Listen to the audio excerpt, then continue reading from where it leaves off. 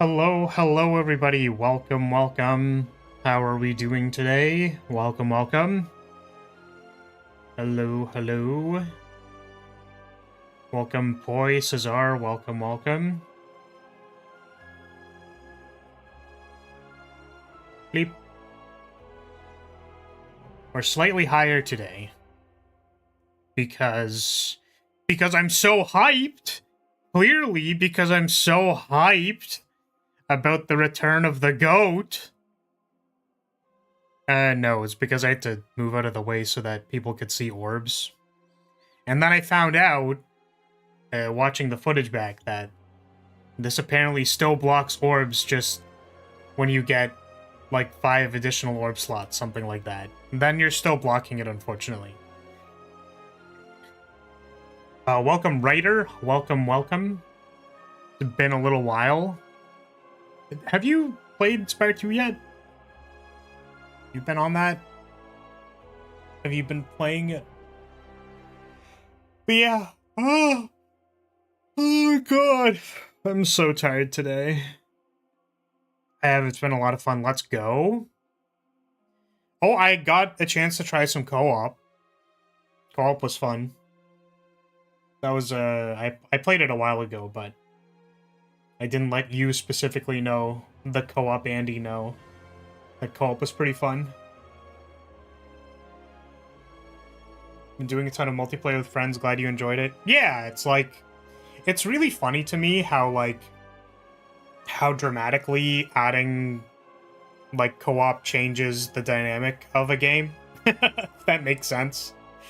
Because, like, I mean, honestly, like, this is sort of an outlook that I have on co-op, is that, like, I just think it's kind of broken, you know what I mean? Like, I think it's just sort of OP to have access to, like, to having a team. I think it's too strong. Like, so what I did on my second run, mind you, these are, like, low ascension runs, so, like, whatever. Maybe it's, like, maybe it's whatever, because it's low ascension. It's invalid because it's low ascension, whatever. You know what I mean? But the run I did was literally like, okay, floor 1, we get the co-op card that lets me block for other people. And then my silent deck was just like all of the block in the world, and then like Nightmare plus Malaise. The thing is, I would be concerned that if I had Nightmare Malaise in my silent deck, that like I don't actually have a way to close out the game. Like, I need to be concerned about getting like some poison into play or something, and like I have to think about all these other things that I have to do, and it's like, nope, the only thing that my deck does is I block for other people. Gonna get these like 4 Malaises on the boss, and then my friend is gonna do all the damage. And then it's like, but don't you not do enough damage? And it's like, dude, I gave them like infinite time. And I didn't have to draft any attacks because I gave them infinite time. My deck said give infinite time, which normally would get punished, but like we did it. Found the synergies kind of rare, TBH? Maybe. It's possible. But I also used to play a lot of this board game called Spirit Island. I actually, like, desperately wish I could play more of it, but my friends just don't. We don't want to bust out the board games. Like, my friend's, like, a couple towns over, and, like, he doesn't want to lug it around with him, and then I'm kind of reluctant to go all the way out there to play Spirit Island. But the thing is, I'm the person who's playing Spirit Island, and I played, the premise of the game is that it's like a dudes spawn every turn in different places on the map, and you kind of have to like get rid of all of them. So you play characters that have abilities, obviously, and the character that I played was called Pathfinder. I think it's called the Wayfinder, maybe? Not Pathfinder. Yeah, the Wayfinder.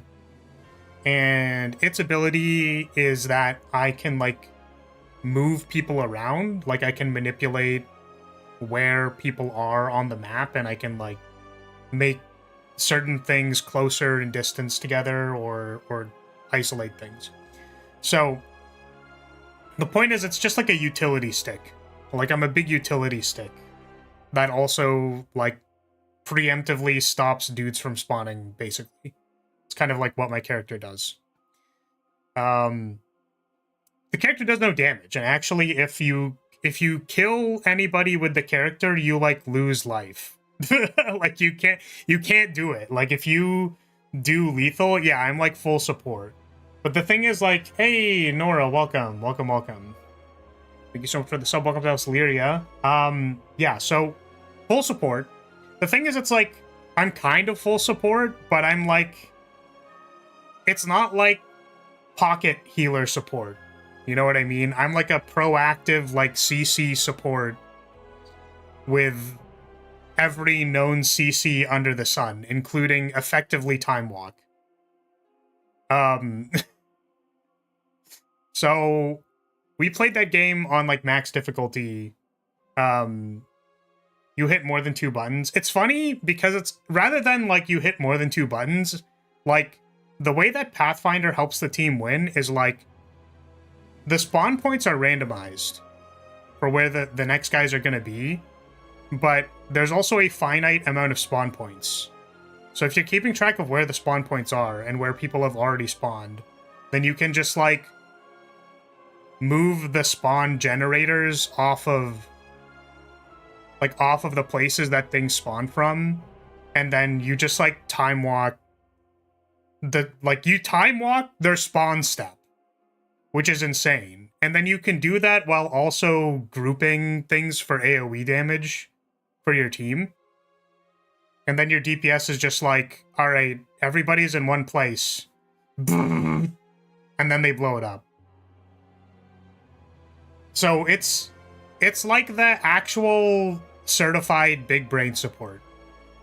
I don't want to be that guy, but like it is kind of the if I'm playing on a cerebral level, like we're kind of goated.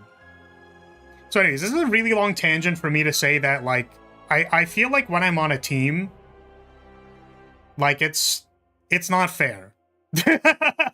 It's not. It's really not.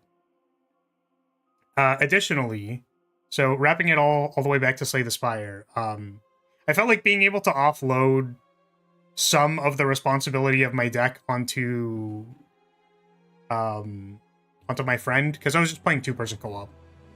Felt pretty powerful, honestly.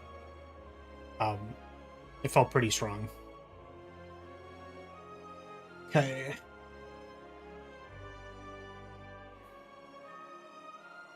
Someone Necrominder card that doubles the effect of weaker vulnerable way better. Yeah, that card seems like it'd be good in multiplayer. Yeah, I definitely also find one part of multiplayer was like, oh wow, it's really easy to just upkeep like permanent weak and vulnerable and like be useful to the team that way. Anyways, I only played a little bit of it. I played like maybe 3 runs or something. Which means that they were all low ascension. Yeah, I mean, the problem is that the Ascensions are separate, and also, additionally, I have to play on my other account, because it's my non-streaming account. And, yeah, I guess, like, by the time we hit Ascension 8 or something, that's when we're gonna start having issues. That's gonna be my guess. If we do, I mean, honestly, it's one of those things where, like, I'm pretty sure, like, I'm not super sure if I'm gonna get a chance to play with them again. You know what I mean? Like, I just don't know. It seems like the play once, everybody forgets about it.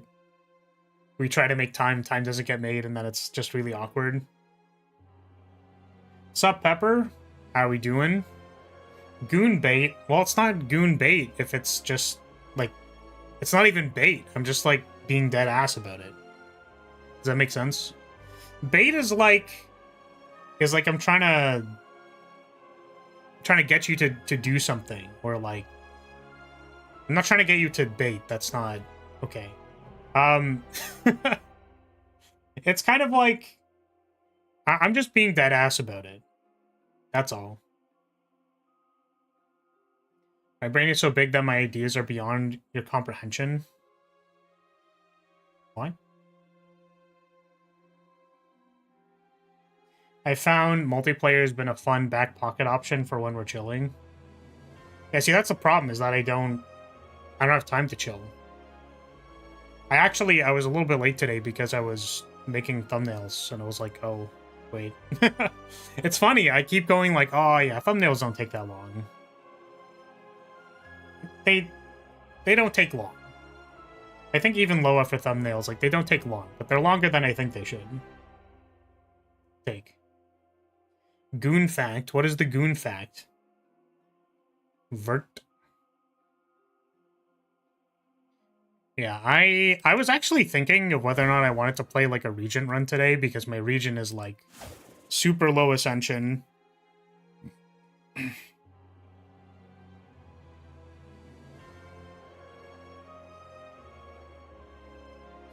Well, I understand that this isn't always possible, especially since you play offline too, but I think it would be neat to watch you react to the patch notes live. I was thinking about it, Poi, like, actually. Yeah, Regent did get some pretty big buffs. I was legitimately considering it this time. I think I'm not emotionally prepared to do it, particularly because I already read like half of them. But maybe next time I'll try to like sandbag reading the patch notes. Goon fact is not goon bait. Oh, so true. So true. I didn't understand what you meant. But yeah, that's true. Spoils of War isn't unpickable. Spoils of War was like just Forge 14 or something, right? Say hi to Poi? Why? Do it yourself. Go to the horizontal stream now and do it yourself. What would you say is the hardest in your opinion? I think I'm struggling with Region, I think, the most. I've also been losing a surprisingly large amount on Ironclad.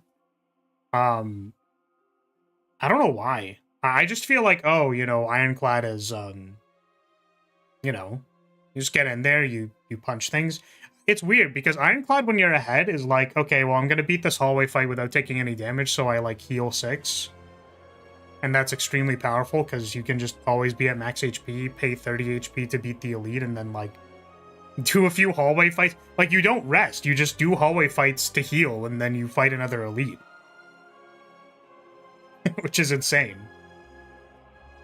But I've been struggling on him quite a lot. There's actually, like, a pretty crazy Ironclad run that I'm excited for. Sorry, it's 5-10 now, but it draws 2. That's interesting. I guess because the stipulation is that you're not necessarily going to be playing the blade on the turn that you play it, so that makes sense. Oh, you know what so we talked about, like, Slay the Spire fan art last time we were live, or at least Poi brought it up, that it's like, wow, look at all the silent fan art. And I'm like, yeah, I wonder what other fan art there is. Dude, the Regent fan art is crazy.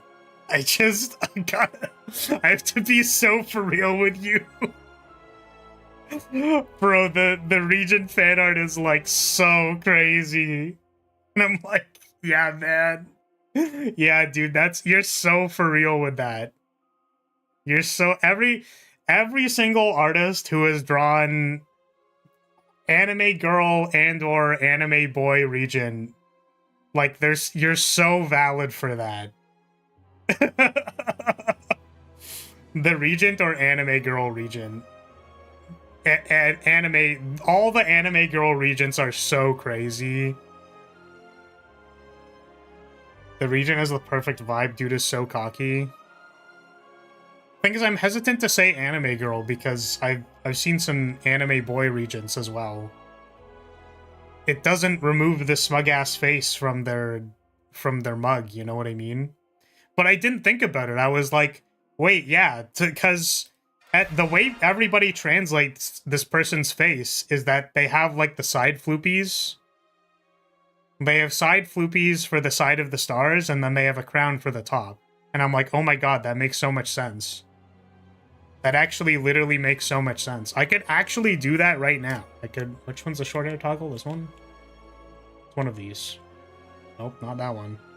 Is it, maybe it's this one? Nope, that one. Yeah, it's like if I did this, except I gave myself a crown, I'm like 90% of the way there to being the regent.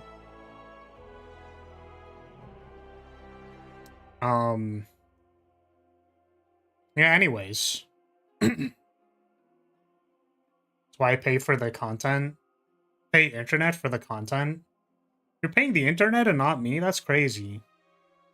You should be paying me instead. But yeah, I don't know. I feel like I don't not understand how to play this character. I just can't seem to win. It's like I kind of get it. I just can't seem to win though. Okay. Sort of wanted to play Silent because Prepared is back. Excited about Prepared being back. What else was it? Wait, was there like another thing? Okay, Prepared is back. They apparently changed Doormaker. I don't know what the changes are. And the Doom card is back to being 2 energy, which I am glad that they said they were like, by the way, we're probably going to change this card in the future or like fully rework this card, but it's good that they're like, we'll just change it back for now, but they're basically acknowledging that, hey, like, you know, this is still sort of a problem card. We have to fix it. I wish we could have a fixed version of not Acro. Well, I mean, Acro is a broken card, but at least it costs 1. I wish we could have a fixed version of Prepared that isn't like crazy busted. But it is what it is. I miss Prepared so much. My co-op runs I had Prepared, and I was like, wow, this card's really good. It turns out this card's really good. Jokes aside, will you play multiplayer? As in, like, will I play multiplayer on stream? I've considered it. I've considered it. Would I play it with chat? I've considered it. I did an Acro Near Infinite the other day. True. That is available.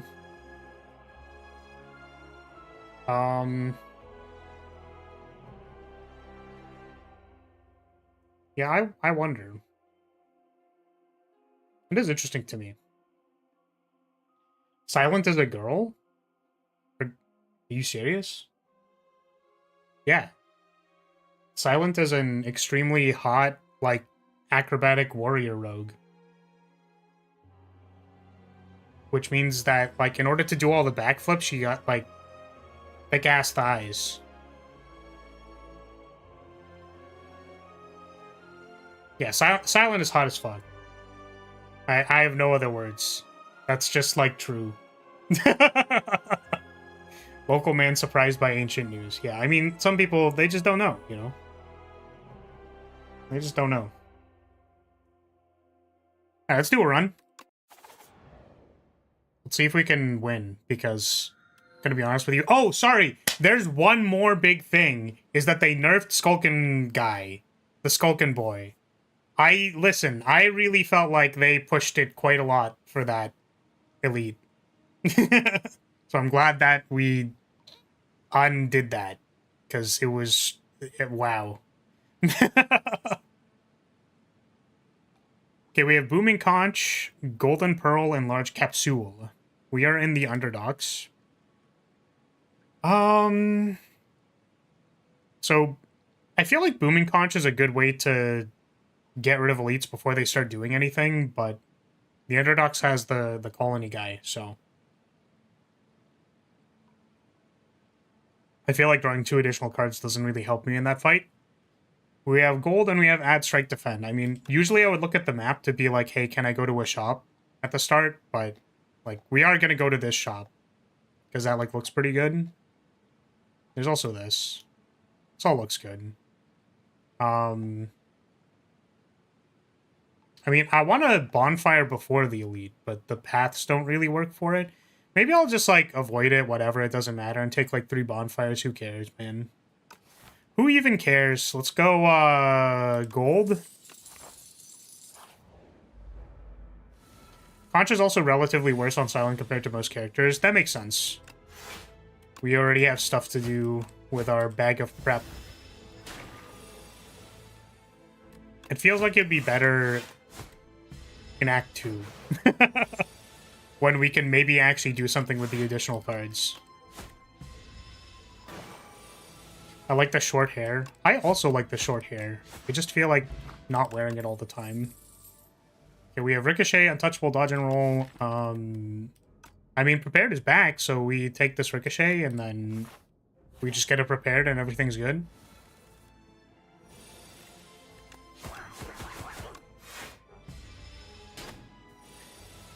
Large capsules seems more profitable in the long run.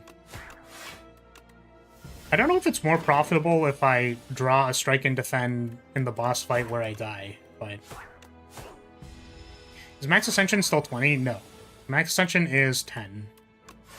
Because they cut out a lot of the filler ascensions. So, like, the enemies just get a lot harder at Ascension 8 or whatever. That's a Tactician. I mean, it's not active yet, but I think we can speculatively take it and then hope that our shop fixes it.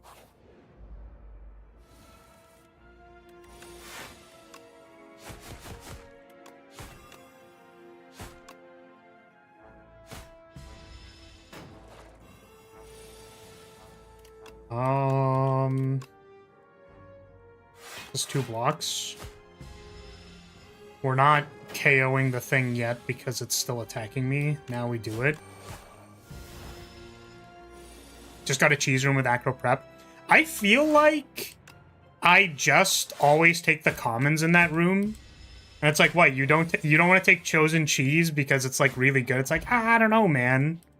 I feel like adding an acro and a prep to my deck is kind of insane. Know what I mean? We take Snakebite because it's the best silent card ever. Oh, we're greeting so hard. Yeah, we're greeting so hard. Cheese is delicious though. I'm not really sure how to turn this into some kind of like euphemism, but there's something about cheese that could be said. Yeah, we're just gonna do this. I just can't afford the damage most of the time. I feel like there's so many good silent commons that, like, I just go commons all the time. So this did not fix our deck, unfortunately. The shop did not fix our deck. Do we have... We have another shop, so maybe this is just a removal. I think it's just a removal. I'm gonna take a backflip, and then... If I can rest and upgrade, that seems good. Especially because I'm going to a bunch of bonfires, and then this just makes me feel safer. I kind of want to take the Dark Shackles. Like, it really isn't Piercing Whale. We could take Reptile Trinket, but we're going to another shop, so, like, we kind of want another removal. Do I take Second Prepare or Hidden Daggers? I don't know, probably Hidden Daggers, right? I like Hidden Daggers. Okay, we upgrade Ricochet. And then we remember that we can also rest because we're insane. That's a footwork. These still don't discard. Do I need AoE? What if I could get away with not having AoE? What if I took this Festive Popper instead? Definitely want this. Definitely...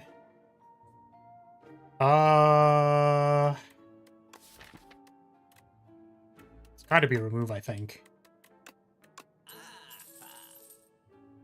I think we're good after that.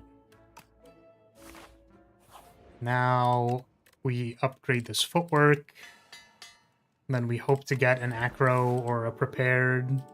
I mean, how are they gonna add prepared back into the game and then, like, not actually give me either of the discard cards? Like, how are they gonna do that to me? Should probably, like... I'm so bad at this game. I'm so I'm just so bad at this game, man. What if I added 3 ricochets to my hand? Is that bad? I'm sure this burst will be useful eventually.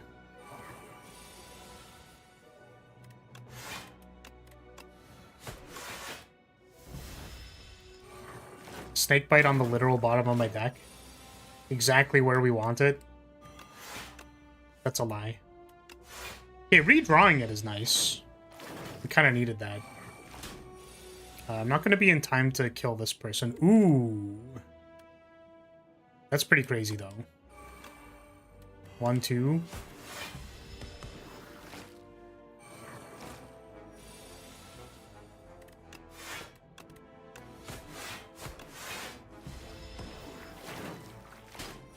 See, clearly what this deck needs is a burst.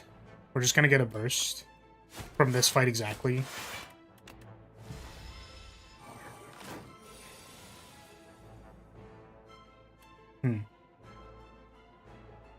This is like 15. It's a surprisingly large amount of damage.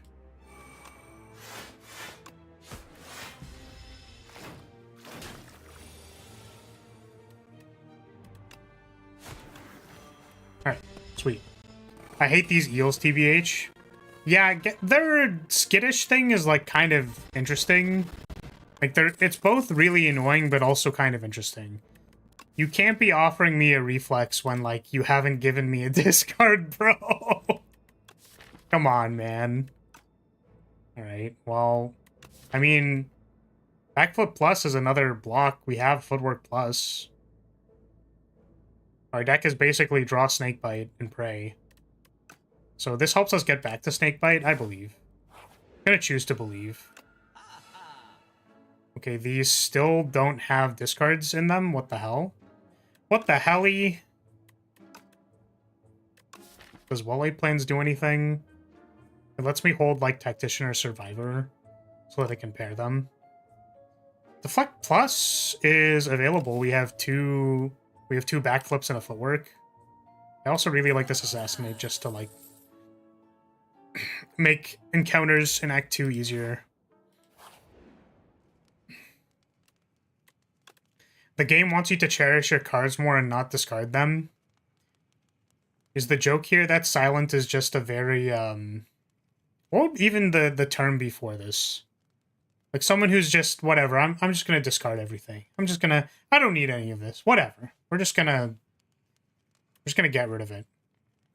Upgrading Assassinate allows me to, apply 2 vulnerable, which can certainly help with some damage, but I think we're just going to upgrade this backflip.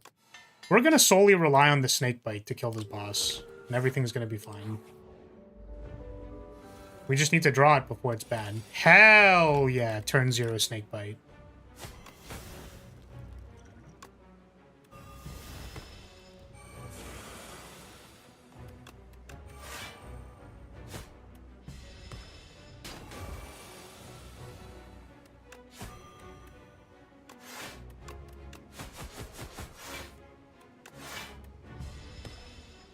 Now we just have to draw it again. We wanted to draw it again. That was the point of playing the backflips.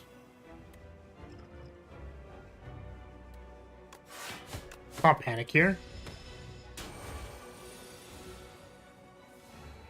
Survivor would have been nice, but here we are.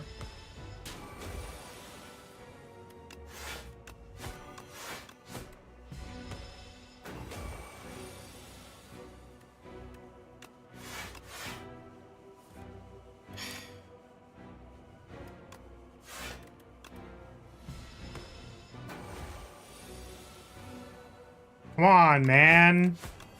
Where is it? It's in my deck. I put it there for a reason. That's why we have cantrips. Okay, this is like 28 damage. Guess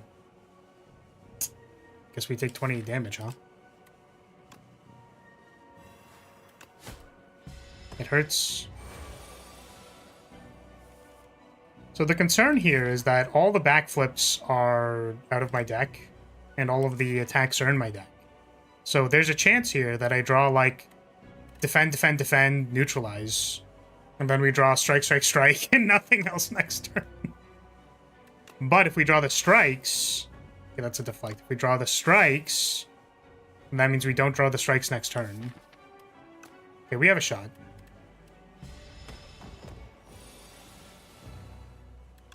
$47. That's 33. No! I mean, we did take 26, so it's kind of on me. Oh, it's painful. See, Snakebite was cooking until it was on the bottom of the deck 3 times in a row. Unfortunately.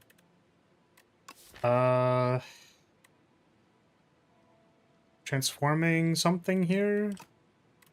We're removing 2 cards. Let's remove these 2.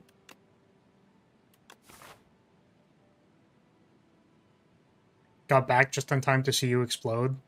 Yeah, that was unfortunate. We drew our deflects and our backflips before the turn when we needed them. That was pretty rough. If we took the well-laid plans, we actually would have been a little bit better off, but anyways. I think we're going like here, something like this. Could also go here. 2 elites. Am I feeling spicy? Well, let's see where we are here and then... Well, I guess this is an elite before. Yeah, it's not great. It's not great. Alright, we'll see where we are by the time we get to floor 4.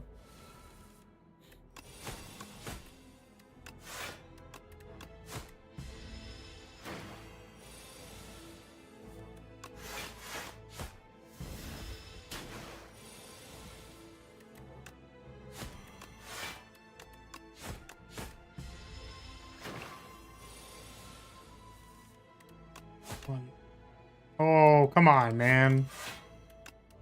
Come on, dude. 1 HP. Okay, we have footwork, backflip, escape plan. I will take the footwork. Okay, well, I mean, I was pretty snap pick on greed there, but I actually don't think we're going to see a shop for a while. Okay, we're not going to see a shop for a while.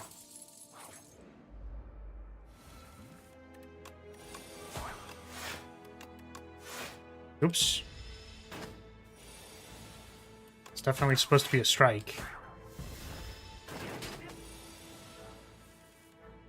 We go strike, neutralize. Go survivor, discard. We go defend, defend, strike.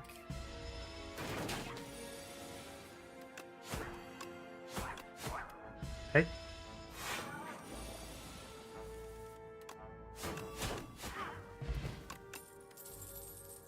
It's a snake bite. I think we just take it. This time it won't be on the bottom of our deck for the boss fight. It'll be great. It'll be fantastic.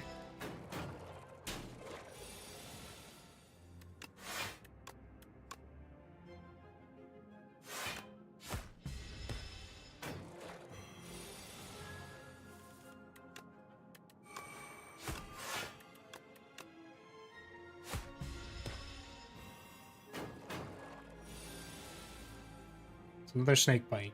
Yes. Kind of want to fight the sunken colony because I don't know what it does yet. Footwork backflip is a combo. That is a 2-card combo. Card that says block and footwork.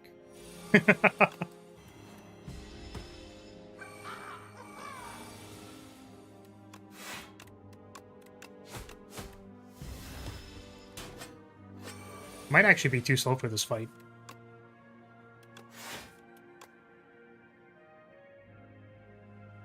It's 12. This is 9. Yep.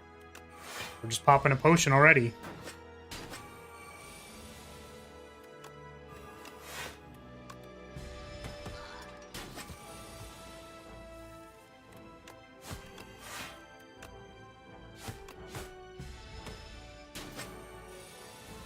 It's 27.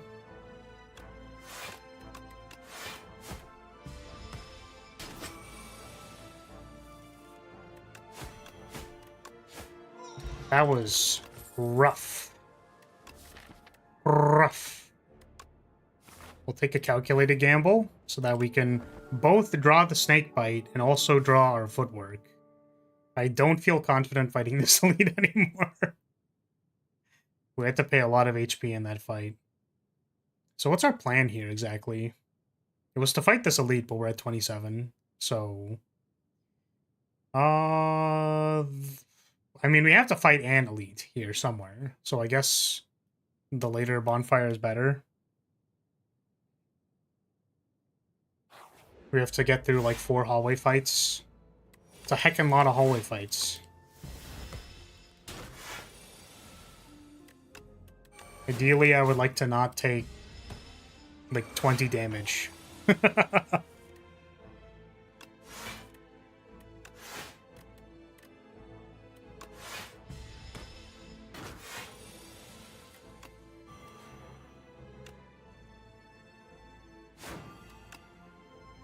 I guess I could have, like, done this, yeah.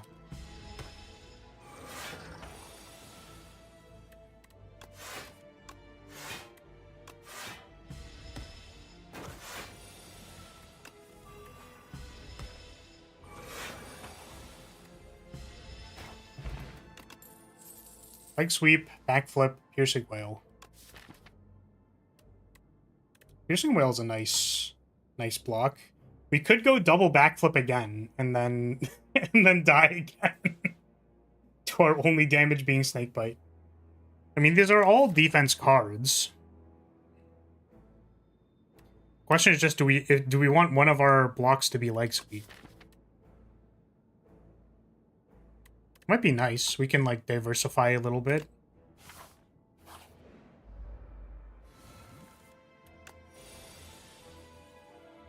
Okay, footwork.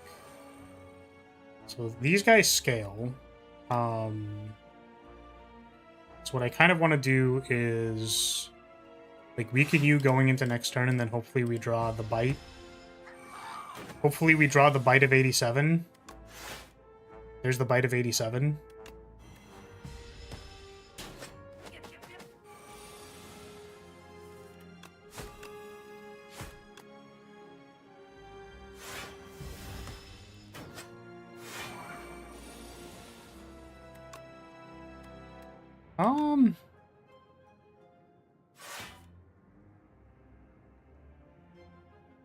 We're taking 4 damage.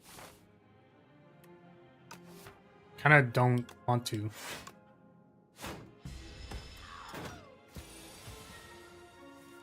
That was for 16. Okay, hello. Where's my leg sweep?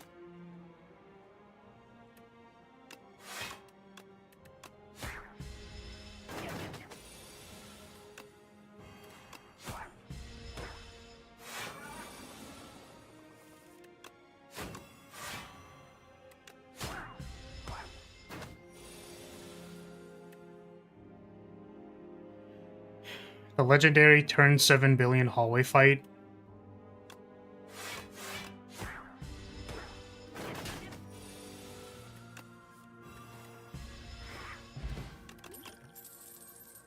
Clearly, what we need is another snake fight. No, probably not. I think this is a skip. Big skip. It's a T set.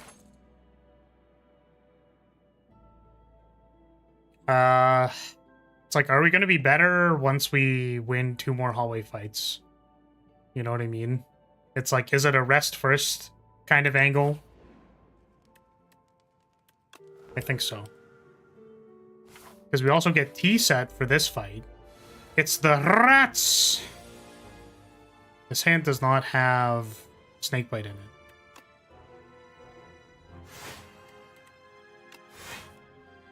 That's footwork. Oh my god, dude. Okay.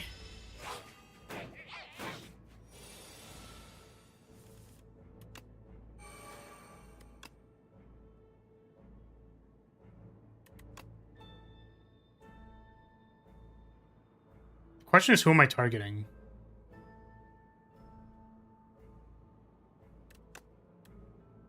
Or are we just, like, speed potioning this?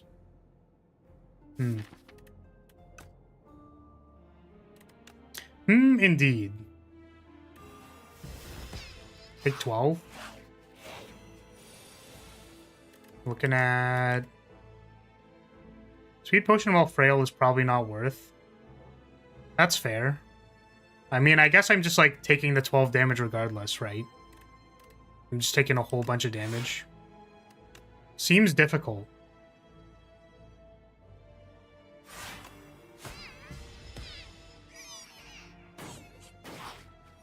A lot of rats.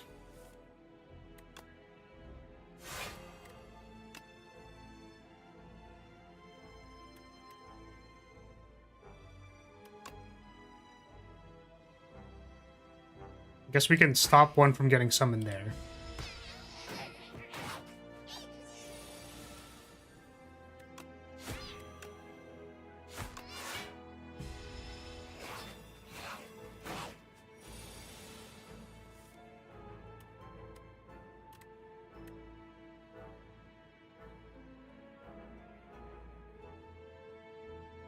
This is pretty oof, I'm gonna be honest with you.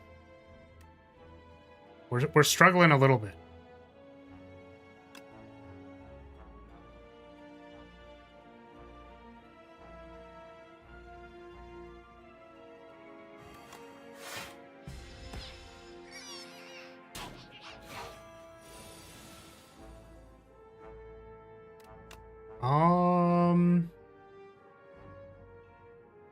I think it's got to be 2 strikes on you.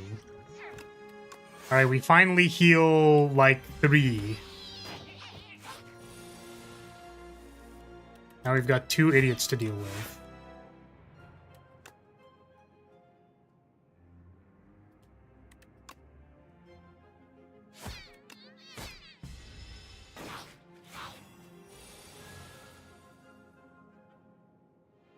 It's for 7. We can block for 7.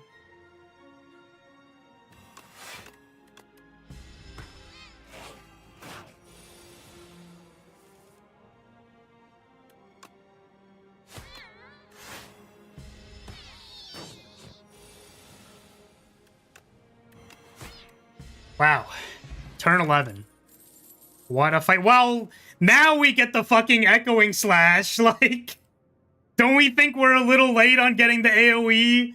Maybe it would have been useful, like, I don't know, 11 turns ago?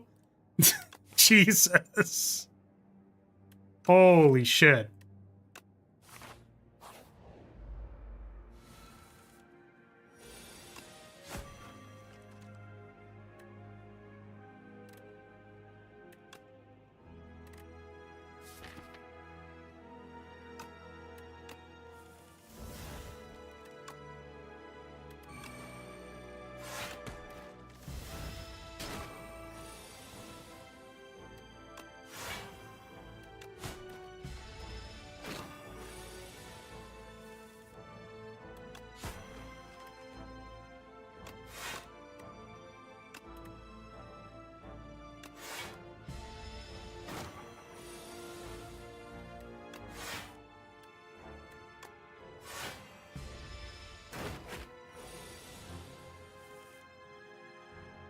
We are dead. Well.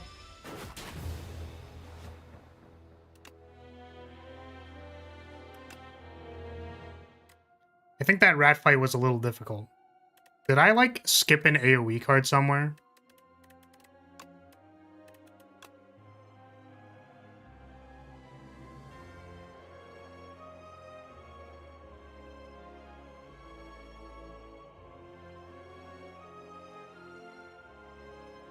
We could have taken Leading Strike, I guess, as Strike Plus. I think Dagger or Snakebite over Dagger Spray is fine.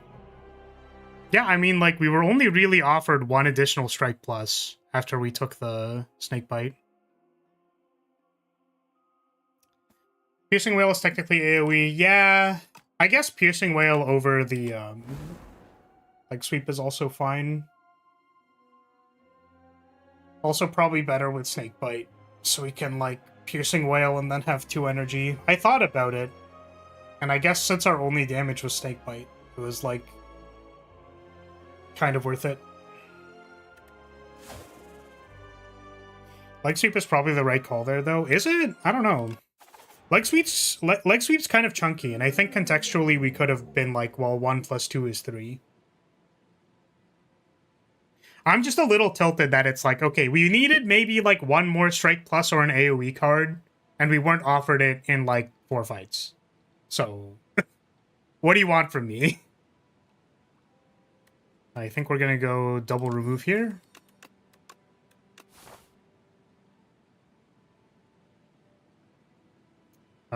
This path looks a lot nicer than the last one. Has like 2 shops though. Yeah, it's like something like this. We have like a bunch of elites and bonfires. This is basically the special path from Tezcatara.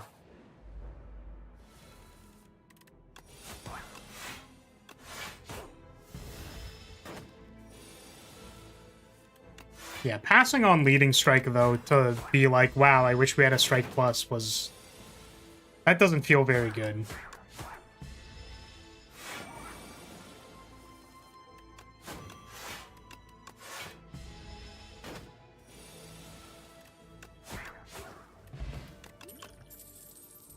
Strangle, Piercing Whale, Anticipate.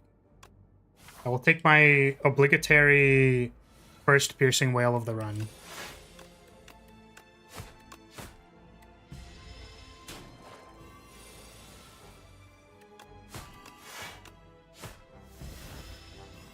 Oh, we had Defend. Lose 1. Lose 1 for not reading. Let's go.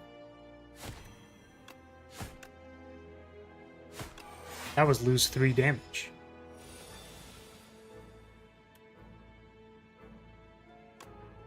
Now it's lose 2 damage? No. Oh, it's debuffing next turn. We could just, like, whatever. Just full block, it's fine.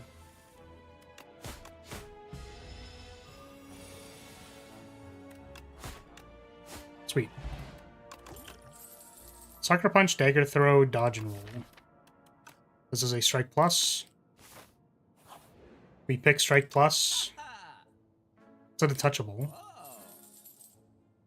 Do we take a well-laid plans to hold untouchable for Dagger Throw? Sure, why not? I would love to get an upgraded uncommon power. Upgraded footwork sounds great.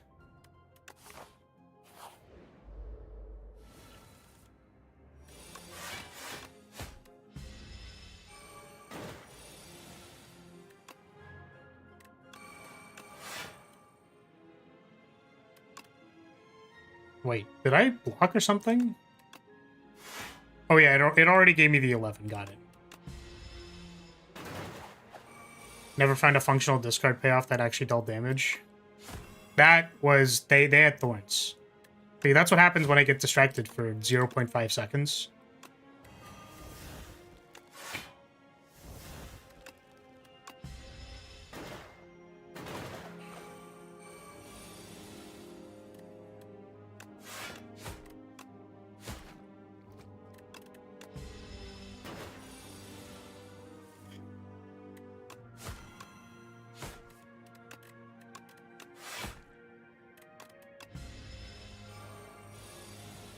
Yeah, I think having, like, some type of plan for Decimillipede makes that fight a lot easier.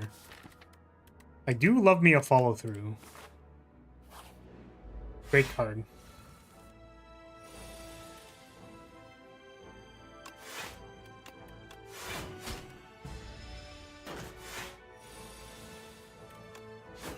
Okay, we are going to need to do, like, enough damage here. I suppose it's a slow fight. It's just pretty slow. We just chill. Hold blocks in our hand, never take damage.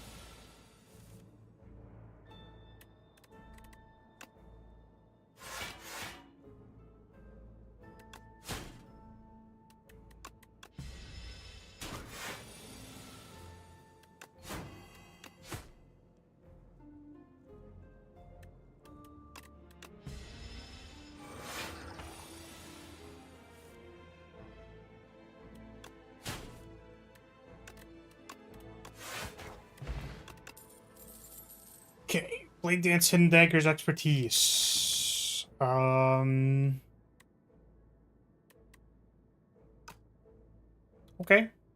I'll take a Hidden Daggers. Thing is, I had a plan with a Power Potion, but then I needed to use it on a hallway encounter, at which point I was locked onto the path. Yeah, that sounds about right.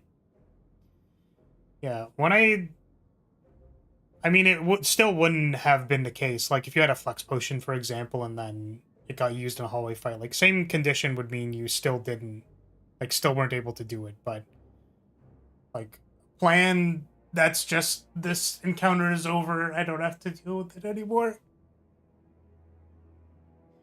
Just playing Power Potion and praying is not as much that, but I don't know, maybe it is. It could also just be enough.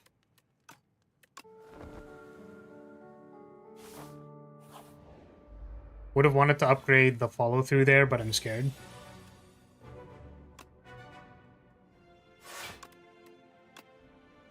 Don't really know what our plan in this fight is.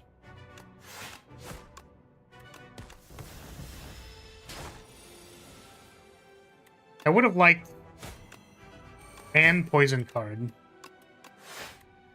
and singular. Maybe like a non-committal one that doesn't require me to play it on the turn that I draw it. I feel like it would have made this fight a little bit easier.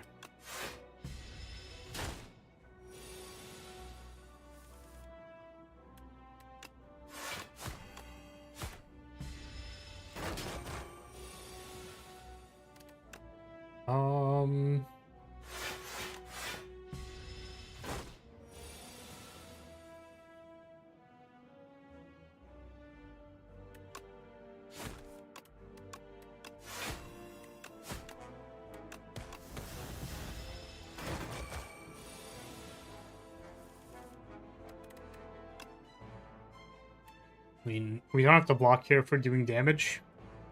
And I guess this hand is, like, kind of the most damage that our deck can do. We do have this weak potion that is worth keeping in mind.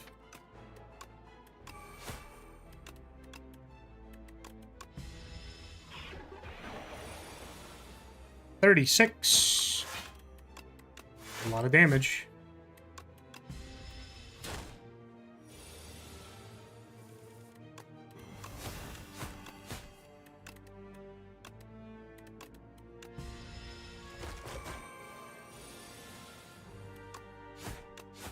Didn't even have to use the weak potion. Nice. Poison stab is and poison card. I don't think we need it anymore. Maybe Cloak and Dagger Plus is nice. Accuracy would be nice.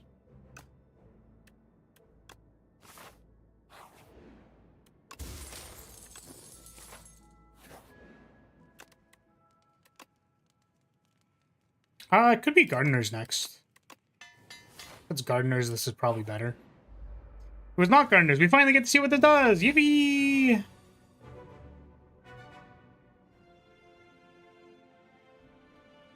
Ten of the 17 possible powers would have won the encounter. It's fair.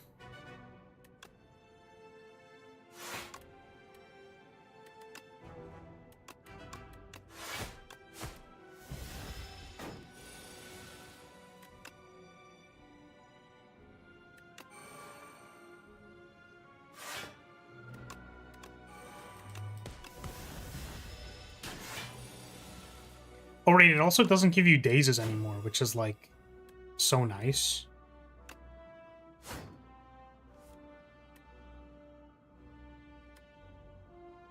It's a multi-hit next, right? I think that means Piercing Wail is better.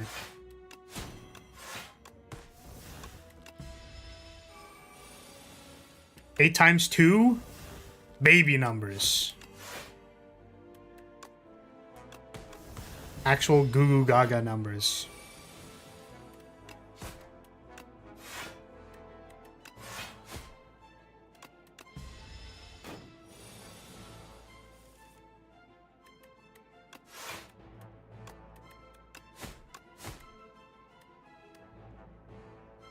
Doesn't seem worth it.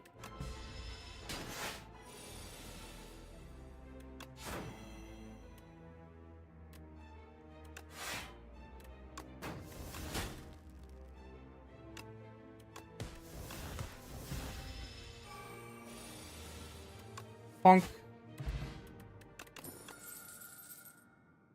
Fan of Knives is... It's pretty sweet. That's some AoE that we were looking for. Now it's gotta be Gardeners, right? I love drawing 0 block cards against the boss. That's my favorite. I feel like, I don't know if it's because my skill is getting worse. And, like, I'm actually just getting worse at the game. I'm getting worse at games in general. But I swear I've been noticing more, like, okay, the plan in this deck is to literally just do this thing. And it's like, well, if it's on the bottom of my deck, I can't do the plan. Then I lose. Oh, man. Mouth, welcome, welcome. Thank you so much for the sub. Welcome to House Lyria. Doesn't Daze and Scale slower? Those are the only differences. Well, it doesn't attack for 24. Like, that's a pretty major difference. I think we're upgrading Cloak and Dagger here.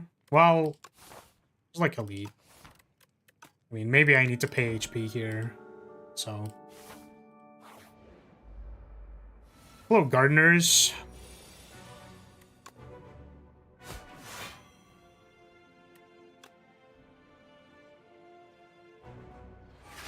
Yes, that's part of the scaling slower.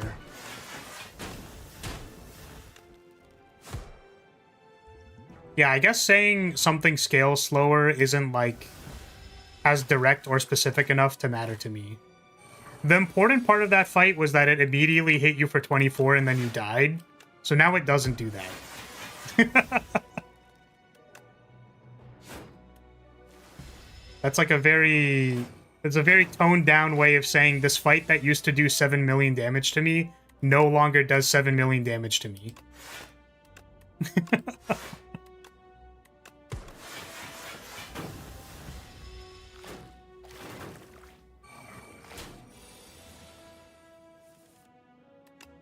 Huh. That gets you. 6 there. Still takes 7. It's too bad. Here's 9. I think we have to block, right?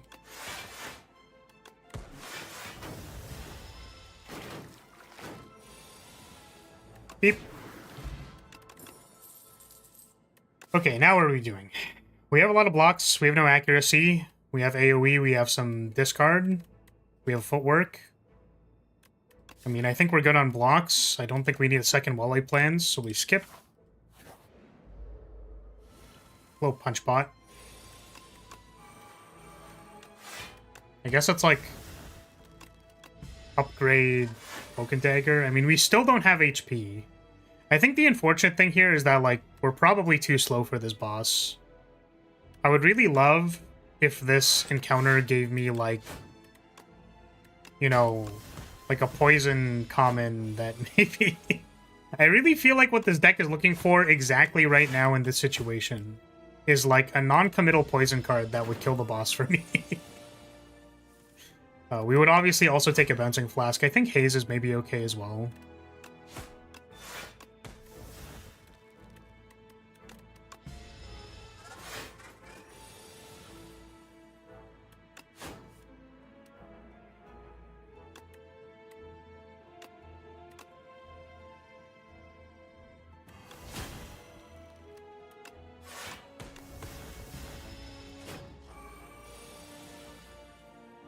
Glass or grass?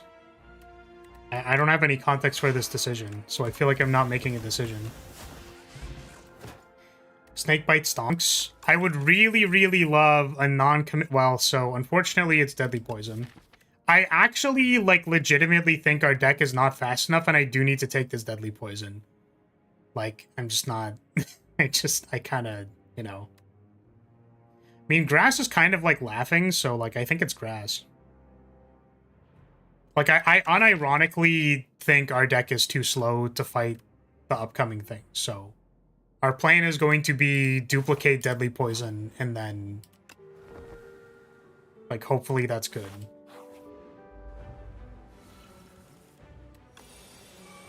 Dagger throw.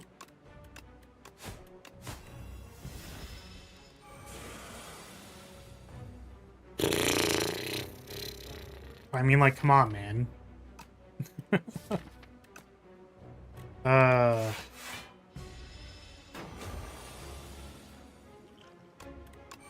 Get in there.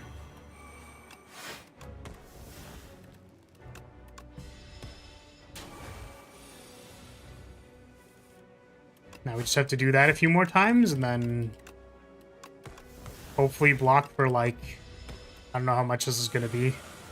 40, probably. I guess if we can line up the slide block, that's probably kind of good. I think getting Fan of Knives out of our deck is part of that plan. Because we do need it to not be in the deck anymore.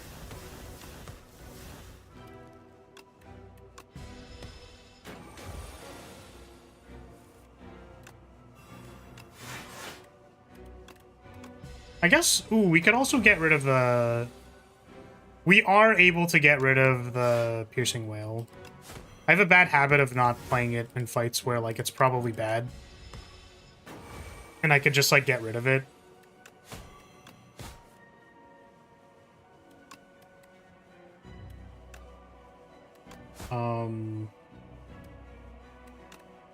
Boy, thank you for the super. I request one stream of the Tiling Town demo, or at least a decent part of a stream. Tiling Town, what is that? Kind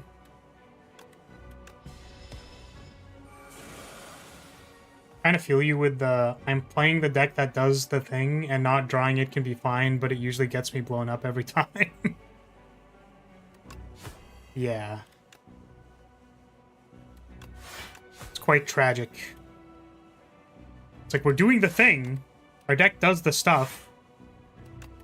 It's a puzzle game about tiles and paths. Okay, I'll take a look at it. My understanding is that these games are usually not super long. I mean, I wouldn't mind doing it tomorrow. I guess that's, like, maybe why this is timed for the thing. Because then we don't have to play Baldur's Gate.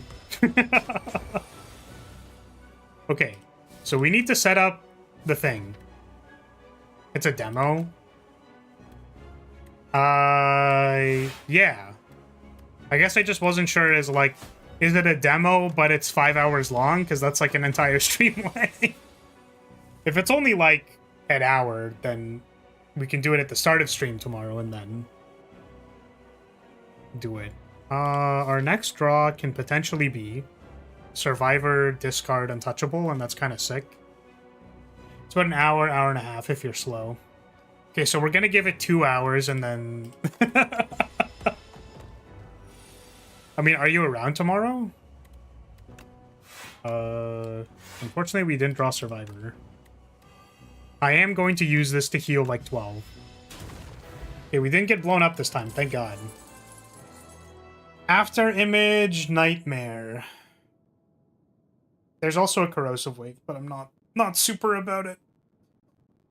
We have a Well-Laid Plans. Well-Laid Plans helps us set up a Nightmare, but I'm pretty sure I want the After Image. Yeah, I'm pretty sure it's After Image. I would love to find an accuracy. Like, I think that there's a feeling in my bones, and that feeling is I desperately want accuracy so bad. We have Wraith Form Plus. Well, now I feel stupid for not taking the Nightmare.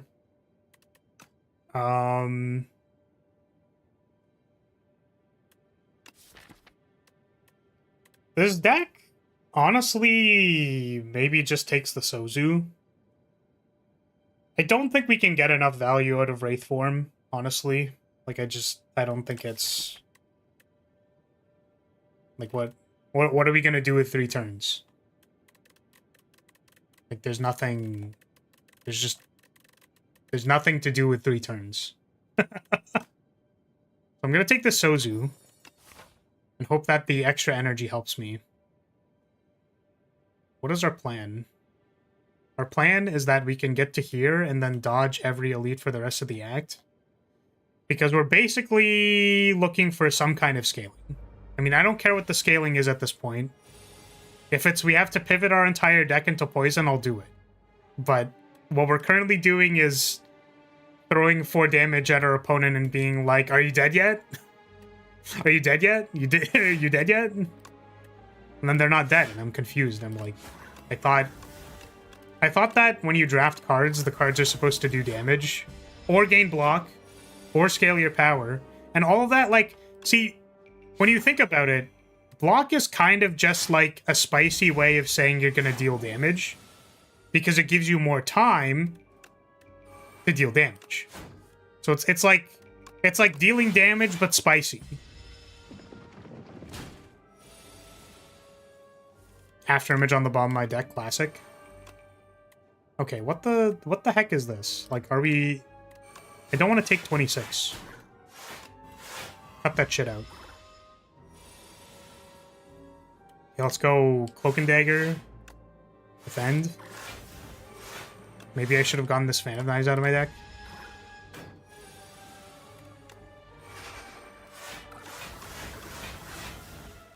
If you were an AoE fight, you'd be so dead right now. You'd be so dead right now.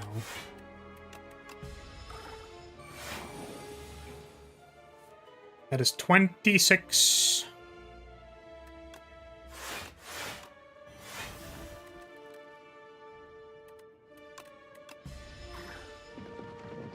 Sup, cat? How you doing? Welcome, welcome.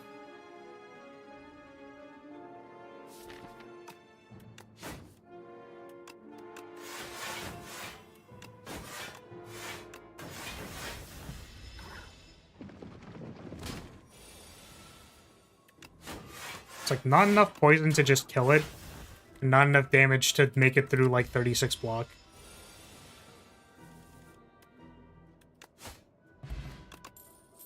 Up my sleeve. Is it snake bite? It's... Yeah. I think we're not desperate enough yet. Like, I know that that might sound confusing to you.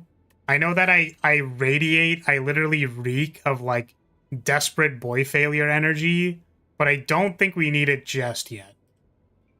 It's already been years. I think we can wait a little bit longer. Right? Let's do a little bit of this. A little bit of that. Okay, we've got defend. I take 1. Awful.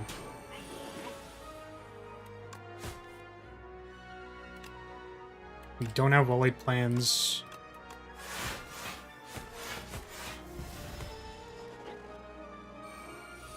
I'd really prefer if they give me that footwork back. I would have liked to play the footwork so that I wasn't taking damage, but here we are. Weaken, dagger throw, defense? Defense are good, we like defense. It's gonna get away with my thing, isn't it? Nope. Exacxies. Please, God.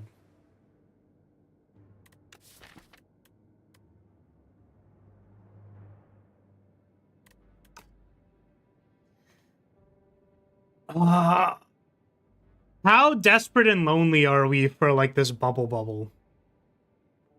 Like, have we gone one additional hallway fight and now we're like... Now we've lowered our standards a little bit?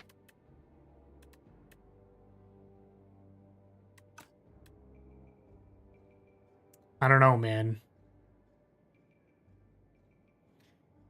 Because we could also take the Cloak and Dagger Plus, and then we have, like, a lot of shivs. If we just wait out, like, a little longer, just, like, we get, like, one... It's, like, a little longer for, like, one accuracy, like, a little longer.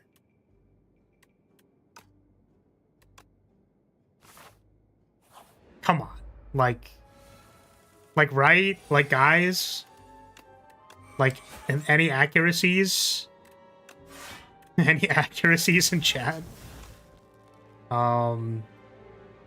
are we doing here? This is like a... Pitch this. Deadly poison doesn't do anything. You know you want to be a bubble boy? I kind of do, but unfortunately... Listen, the signals... I'm getting mixed signals. I'm getting, like, your deck doesn't do anything, and I'm also getting, hey, why don't you put these shivs in your deck? I promise, we're gonna be good to you this time. We're gonna be good to you this time, I promise. We're gonna give you the shivs this time. I promise. Like, they start apologizing. They're, like, texting you 5 lines of text of, like, emojis. They're trying to be kind of, like, flirtatious with you. Like, this one's upgraded. Like, don't you like the upgraded Cloak and Dagger? I know that we only gave you the non-upgraded Cloak and Dagger, but what if you had a Cloak and Dagger Plus? That's like 2 times the shivs. That can be so much better.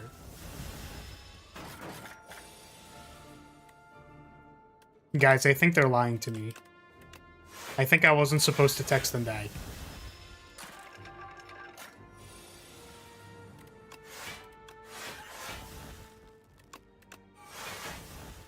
They're at 1.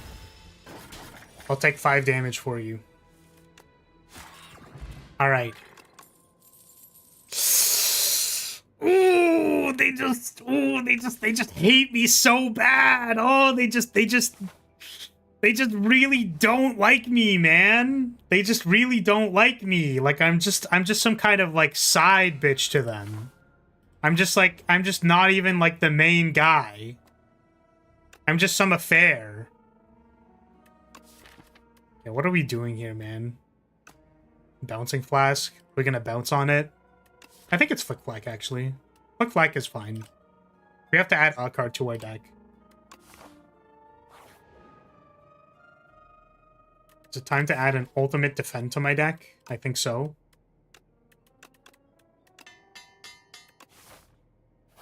Let's upgrade this Phantom Blades. Because God knows we need damage.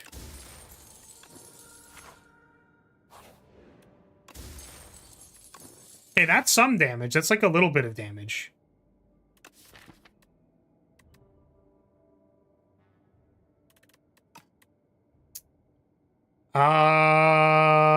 We don't have to fight an elite. We don't have to do it. We don't gotta.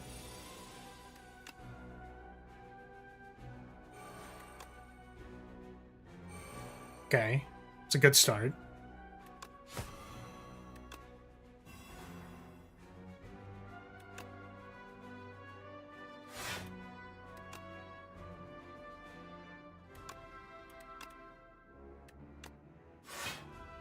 Okay. We hold.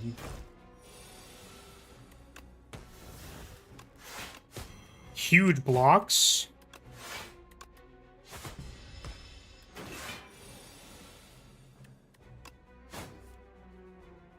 Ooh, Piercing Wail's insane.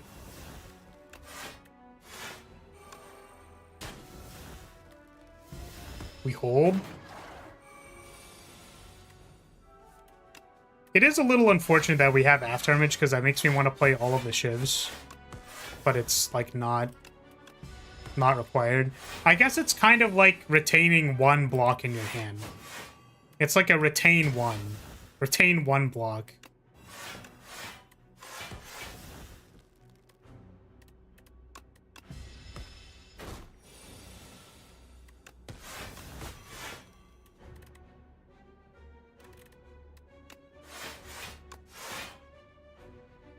Okay, that's 5 still.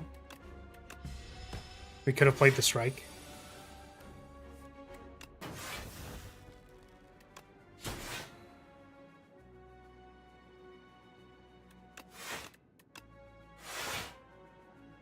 Okay.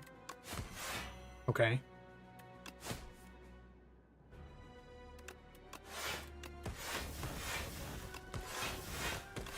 Nice. See how much easier it is when we have, like, literally 1 damage? Like, plus 1, plus a little bit? Cloak class would be insane, yeah, for sure. I could see that. I feel like there's so many relics that I'm like I get them and I go, oh man, this is so insane. Like, what an insane relic. And then I never see them. And then I literally never see them ever again. Cloak Clasp is a rare though, right? So like maybe that's why that doesn't show up, I think. But also, Tezcatara's Flame is one that I really wish I could see more often. I know that's not like a relic, it's like a boss reward. So I get that it's kind of different, but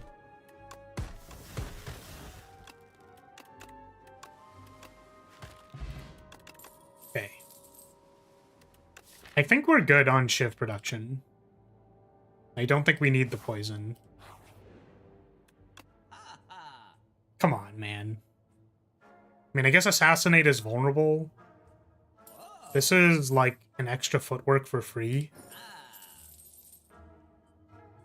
And we can like block a big hit with this buffer. We can't do that. We have Sozu. I knew that. I was just testing chat. If like you would have typed something. And I heard it. I like closed my eyes for 0.5 seconds. That's why you didn't see it on my model. But like I heard it in the universe. I heard the typing in the chat. That's like you actually can't get that potion because you have a Sozu. I was just testing you. I was testing your Spire knowledge. Okay, what are we doing here? It's definitely Assassinate. But who are we assassinating?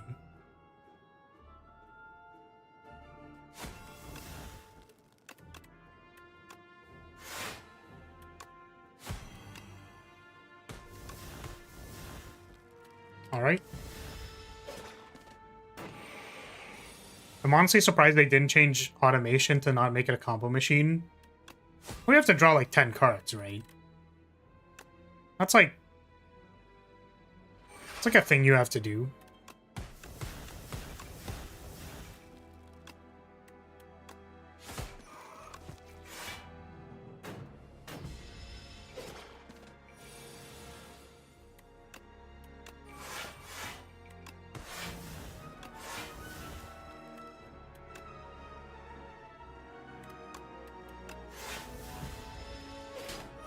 I don't think I've, like, done any sort of combo at all with that.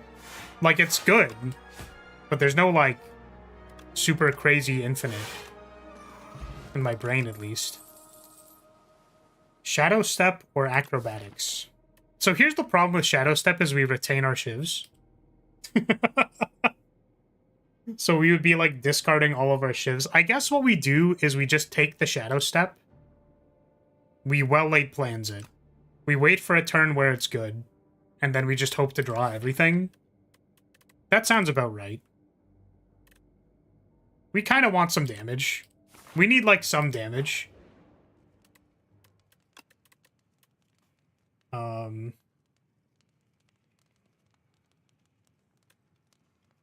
I want to hold on to 2 cards? What would the 2 cards that I hold on to be? I guess, like, holding on to an Untouchable with the Shadow Step would be kind of cool. Then we're not holding on to them. We draw the other one. Huh. Maybe upgrade this Assassinate. So here's my plan. What we do is we play the Assassinate on the turn that we play the Shadow Step. And then on the turn after, because the vulnerable lasts into the next turn, then we do crazy. Yeah, it goes to vulnerable too. And I think that's actually going to be really valuable for setting up Shadow Step to actually do damage. Because then we're going to have vulnerable and we're going to have deal double damage.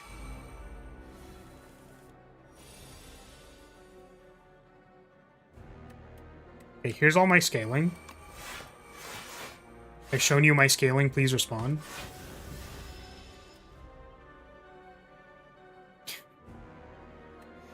Yeah, are we brain rotting? It's like disintegration or brain rot or the thing that's like... Well, if we retain a card, then we're basically circumventing the draw one fewer card anyways, right?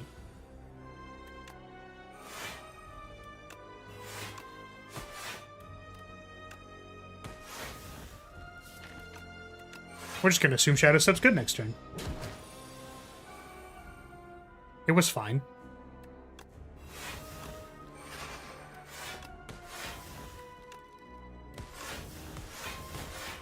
We hold one Shiv.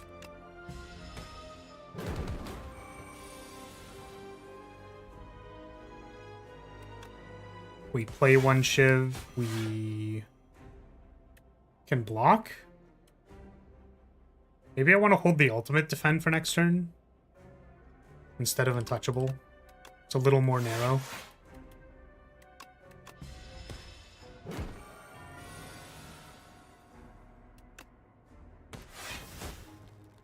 So now we're trying to find Shadow Step for our second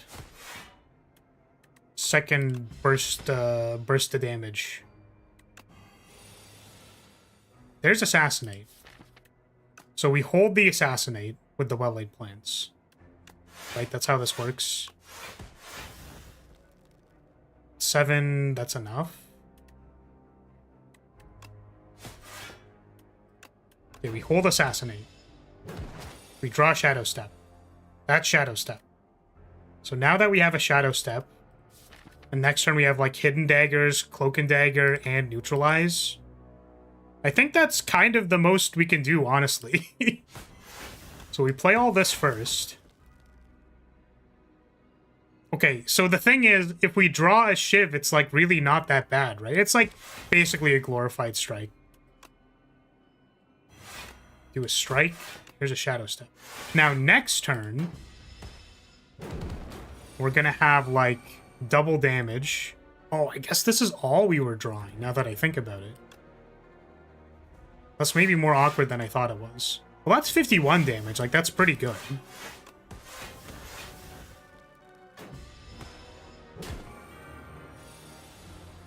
Wait, it healed 30? I didn't know it healed so much. Okay, we Shadow Step. We hold nothing. Yeah, we'll take more damage. Dagger Throw. Discard... Defend? No. We kind of want the Weaken, don't we? We have Weaken on the Neutralize.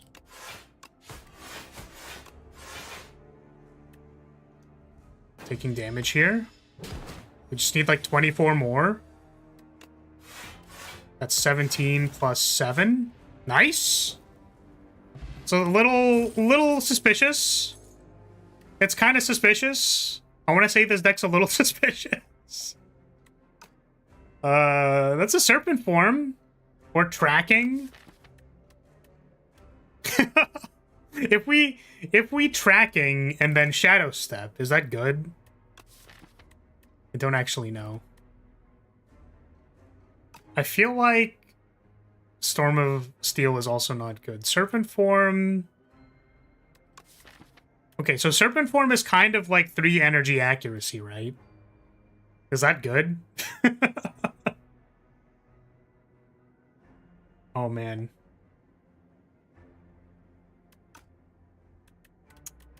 Oh, man. Like, I want to see how strong, like, Tracking plus Shadow Step is. But that's also like the... It's just like takes so much time to set it up. You know what I mean? We would basically need Shadow Step plus skill plus follow through plus tracking and play. And then we could also have vulnerable on it.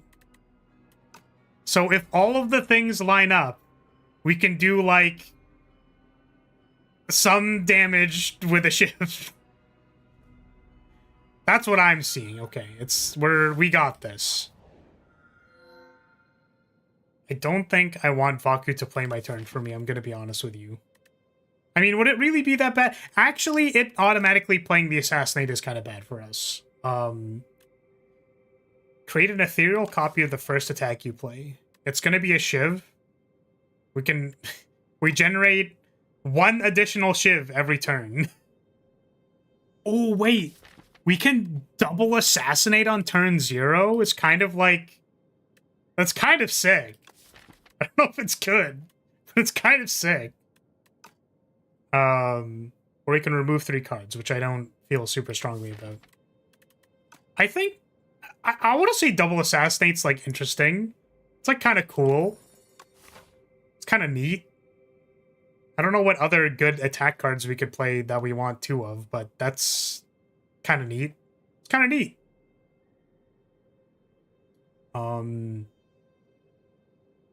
What's our plan? We have some bonfires. We have... Well, I want the bonfires to be able to upgrade tracking. Because tracking to 1 feels nice. I would like that.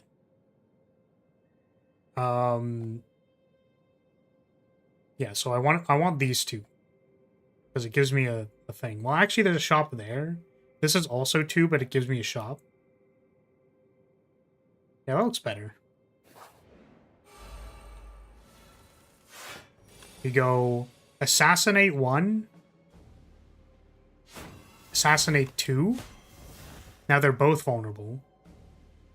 We have Phantom Blades. I can't actually retain the shivs because I do want to play the Shadow Step for like the Flick Flack.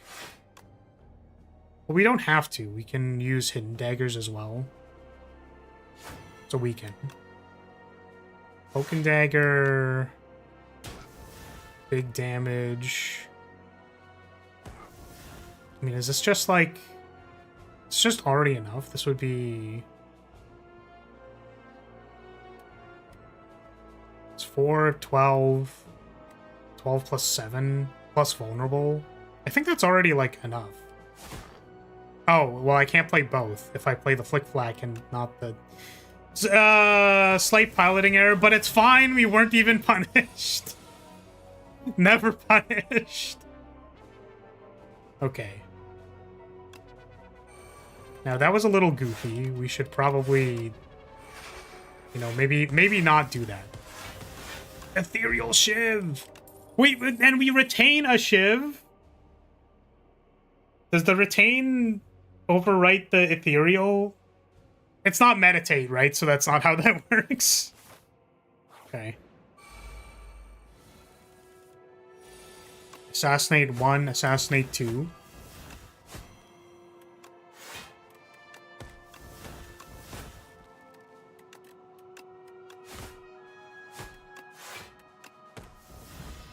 A solid 100 damage. After image, piercing whale follow through. We can't follow through twice because it's not actually that good. Are we shadow stepping? I could see a shadow step.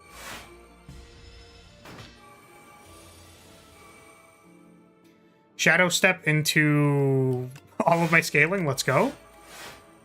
You love to see it. There's the fan.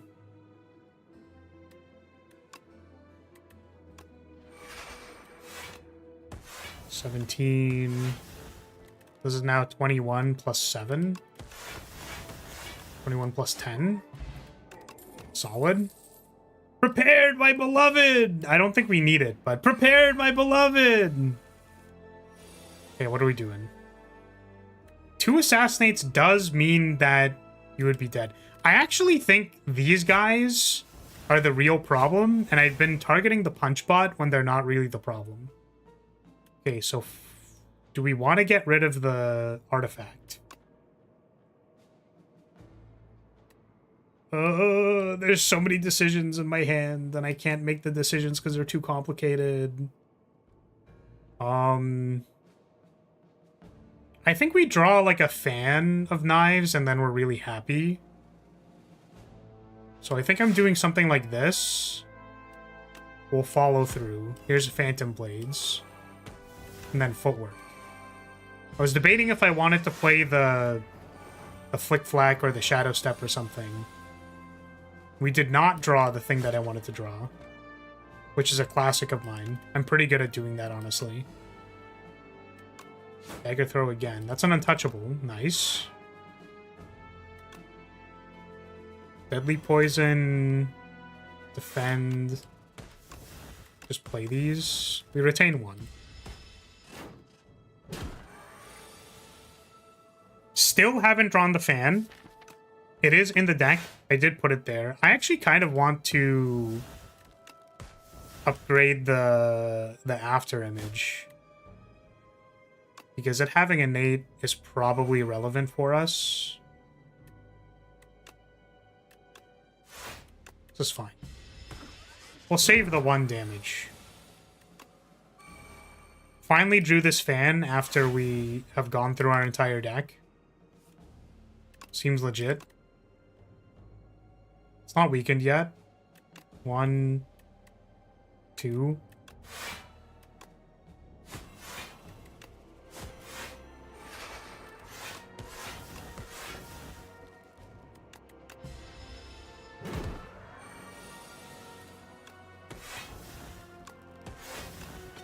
Okay, sweet.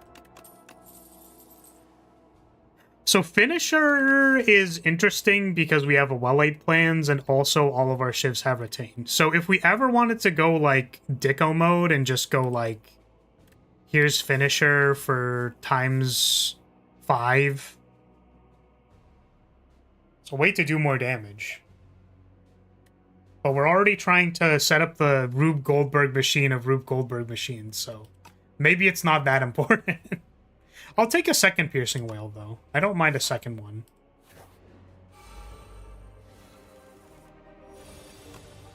Okay, 1, 2.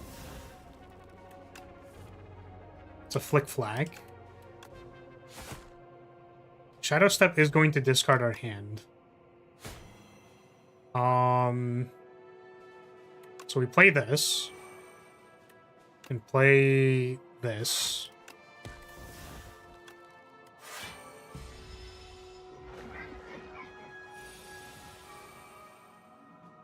Dagger throw 1. Oof.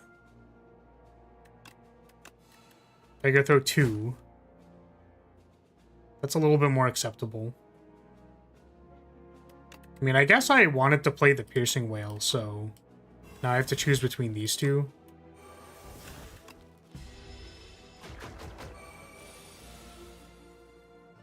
More scaling, and then we hold the Cloak and Dagger.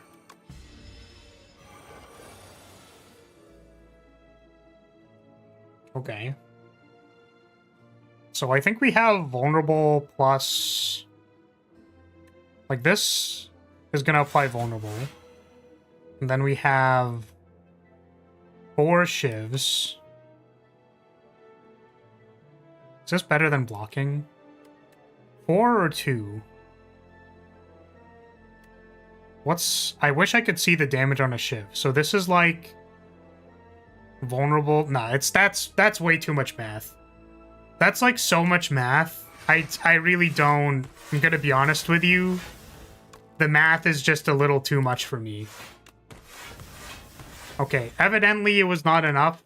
And I accept the 17 damage as recompense for the fact that I just really didn't want to do the math. I just really didn't want to do it.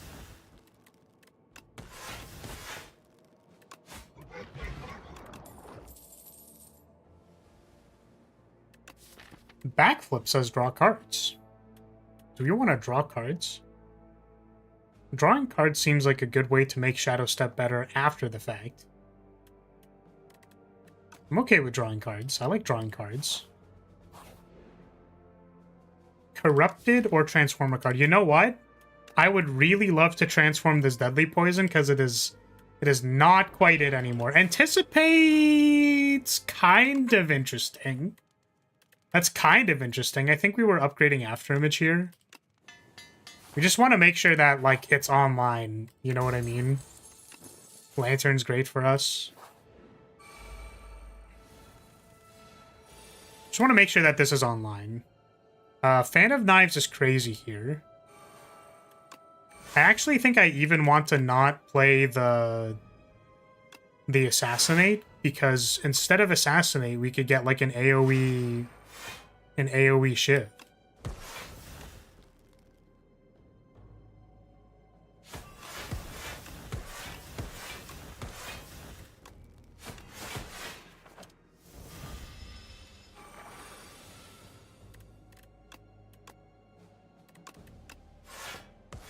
Getcha. It's gonna be pass.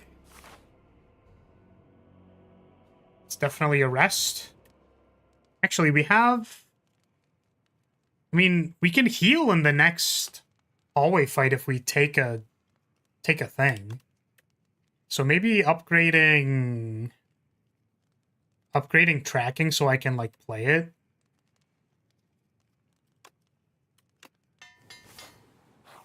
So we're definitely going to take a card here. 1, 2. You are now vulnerable for, like, the rest of the encounter. Afterimage. 1, 2.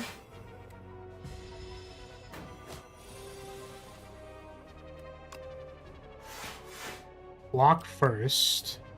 This block again. Draw 2, discard 2. Piercing Wail is nice. We were already blocked, though.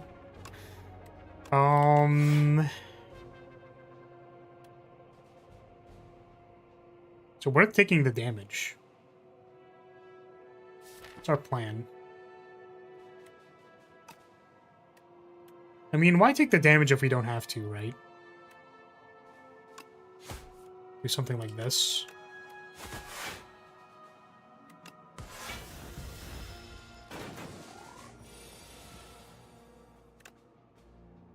Anticipate.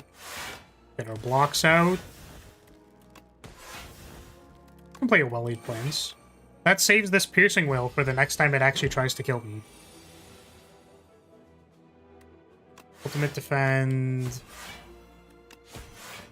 Suppose we're out here blasting. We start blasting next turn.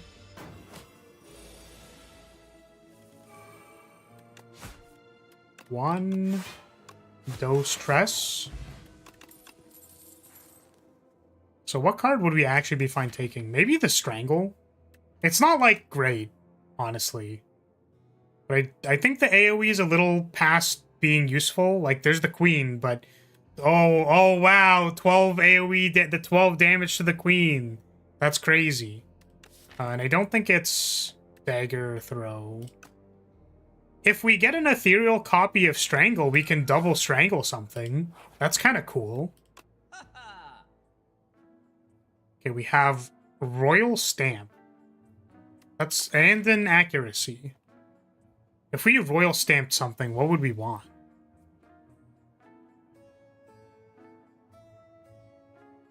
Strangle is kind of like Accuracy. It is. It is sort of like Accuracy. We're going to take the actual Accuracy before I mess up this shop. And that also means because I didn't do the math, we weren't able to get this, and that's fine. That's totally okay. Escape Plan is kind of free. And so is upgrading a Prepared at the next bonfire. And I think upgrading a Prepared is better than removing a card. Okay.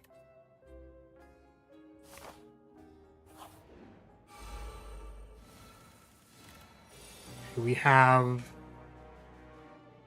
Prepared is basically like removing a card. Except better. Okay, how are we doing this? I'm seeing a lot of stuff that we can do. We kind of want to play all of these. And now here's 2 assassinates. Draw 2. Well-laid plans is whatever. Strike is whatever. We hold the fan. Like, I want to weaken it. We want to play the weaken. And then in order to play the fan of knives next turn, we would want to well-laid plans, but we can't really do that. So it's just going to be like this. Piercing Wail is active.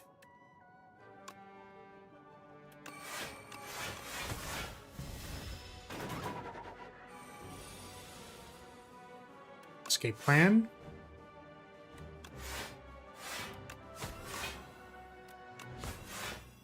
$63. It's pretty ridiculous. We can hold that. The Flick Flack was free. Oh, this is the double strangle angle. 1 strangle, 2 strangle, 3 strangle, blue strangle, 1. The 47 actually like already did enough damage. Tactician is gas. That's gas. I'm pretty sure that's gas. So instead of upgrading the prepared, we're definitely upgrading this tactician. Okay, so we have a pile of garbage deck. We have a pile deck for sure. I would like to put all of my scaling into play. So my question is, we still have like, what else do we have in our deck? We have well-laid plans and accuracy. So we just pitch all of this. We pitch the assassinate because that's not the boss. And, you know, if you just get to play all of these on turn 0 when the opponent is not attacking, then that's pretty good. Okay, I don't know what this guy does because they changed him. Whenever you play an attack or skill, it is exhausted. What the? Whoa! Whoa! What the hell? Excuse me?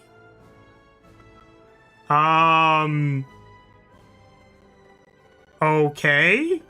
What the fuck am I supposed to do about that? What the fuck?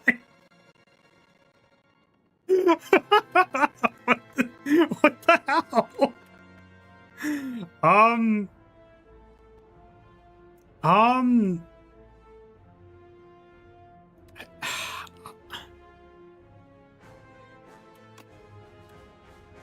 I don't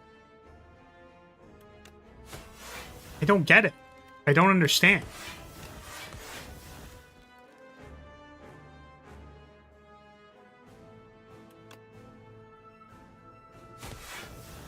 Okay, is that gonna, like, go away?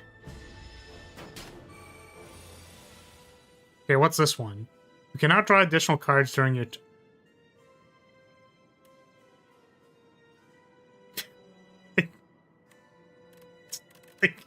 Like, what am I doing with my deck? You know, like, what does my deck even do? Like, what are we even doing here? Like, stupid. What are we even trying to get done here, honestly? Like, what's even the point of putting cards in my deck?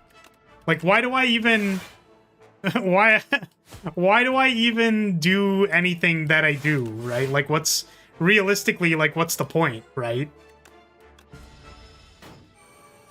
Okay, now what is this? The first card you play each turn costs 1 addition. Okay, so that one is, like, actually kind of reasonable.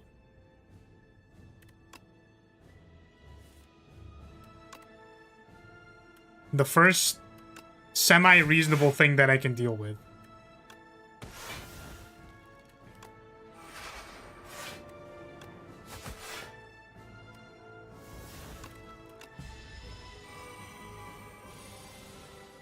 So now we're hunger. Let's, Piercing Wail. These shivs can disappear because they're shivs. So what's our plan? We have to block for 20. I can probably let go of an untouchable.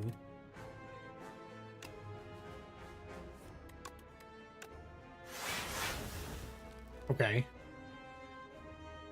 Do we get rid of this flick flack as well? Seems kind of whatever.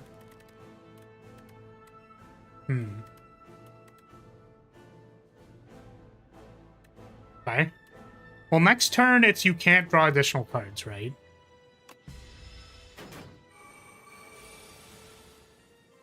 Okay, these dagger throws just suck, I guess. So this never gives me block. That's so funny. Okay, let's we're gonna cloak and dagger. Let's play this follow through so that we can escape plan to play the other follow through, and now it's weak for 4 turns. So that's like all we can really ask for, honestly.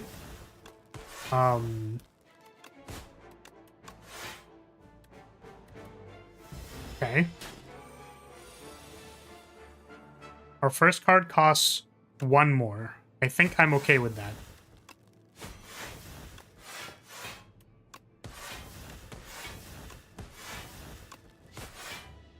Maybe we wanted to save one of those.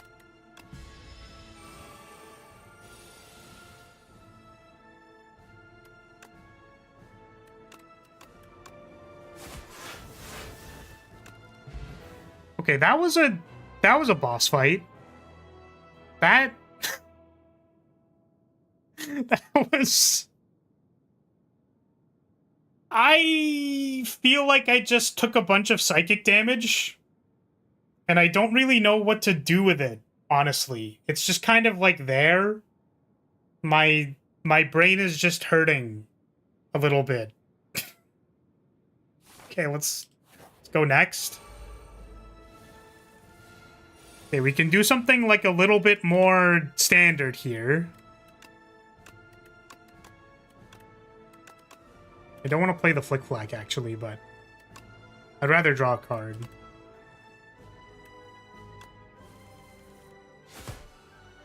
They did say in the patch notes that they're planning another full rework for Doormaker.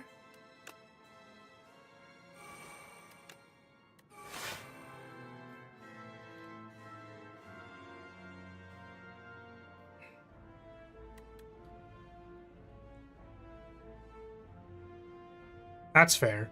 I guess they're just trying to, like, get their design intention out, which is, like, fair. I mean, having something that punishes different aspects of your deck on different turns is, like, it's probably okay.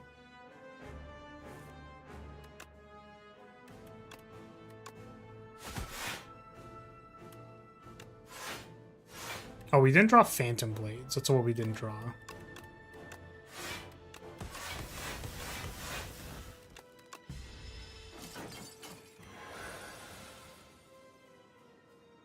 There's the Phantom Blades. Dagger throw, pitch. It's gonna have its big attack next turn, so I actually kind of don't want to play the Shadow Step. Let's see if I can draw a block. That's an Anticipate.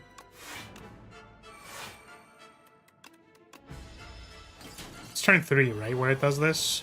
You're mine.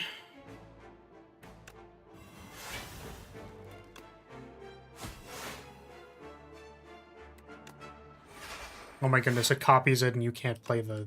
That's so funny. I wish I could have held the Neutralize, but it was ethereal.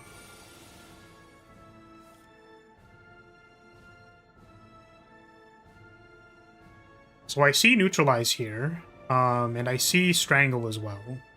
I kind of want to Neutralize twice. I'm also sort of interested in hitting the AoE weaken thing, if I can. There it is. That's the follow through. So follow through hits you up to 2. And now we can, like, defend and then do it again. And now they're probably weakened for the rest of the fight, which is good. Okay.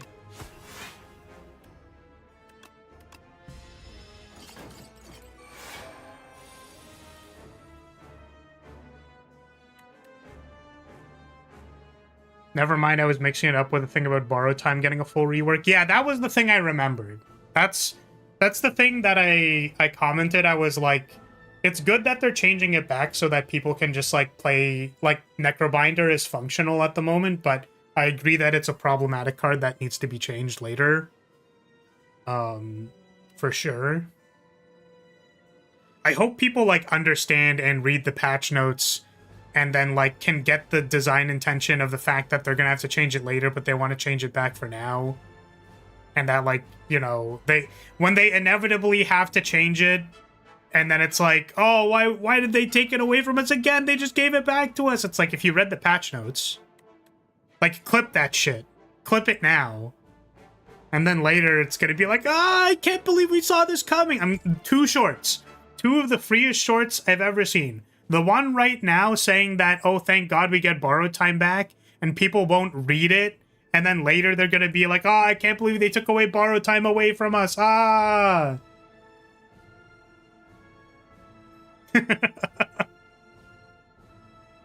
Don't worry, they won't understand now and not then. Yep. We don't do that whole reading thing. Honestly, based. Based, who needs reading? What are we doing in this hand? I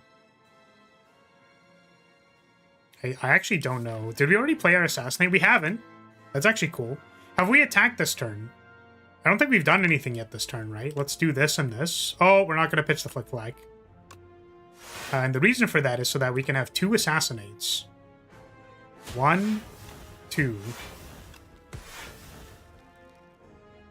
We're gonna not deal lethal to the minion because we want, like, another free turn.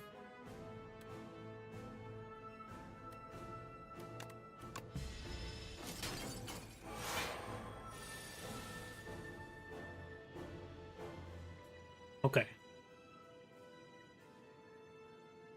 So I think it's 2 shivs. I'm just trying to think of if I have any considerations for Shadow Step. I don't think I do. I think next turn we're hoping to draw, like, Cloak and Dagger, Hidden Daggers, and then just do a bunch of damage. So Shiv 1, Shiv 2, Shadow Step, Strike? Or Strike, Shadow Step, rather. Okay. We have assembled Exodia. Except not really.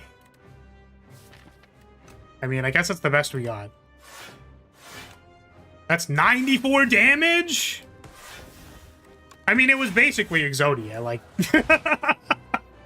We assembled the 3 pieces of Silent Exodia! Obliterate! I'm so glad I was able to win with a Shiv deck on stream, honestly. Because, like, I know that it's there. If you just put the modifiers, and you get all the modifiers, then the Shivs actually do a lot of damage.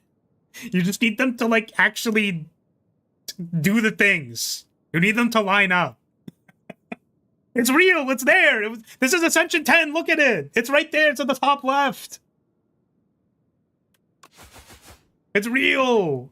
The One Piece is real. Okay. I mean, that was a pretty sweet run. I like the Sozu belt buckle synergy because I attempted multiple times to put potions into my potion belt. Then it's like, by the way, you have a belt buckle. Also, you have a Sozu. So maybe you want to not do that. Flower, what are you talking about? You've been sitting on the title screen for 3 hours now? Ascension 10 shivs.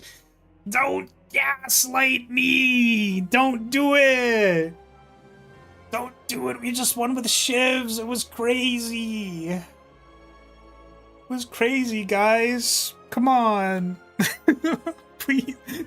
Did we not see that shit? We had double assassinate. We had, like, double follow through. We used Music Box as a way to set up so that we could get all of the things and go like 6 times damage from vulnerable weak Shadow Step is sweet. I think it was pretty sweet. It was sweet. I think the Shadow Step was probably the weakest part of it, just for the record. But I do actually think like Music Box being able to double assassinate was really, really good. And then Music Box being able to double follow through was like fine too. If we had upgraded Neutralize and then we like Music Box neutralized twice, I think that like also would have been good.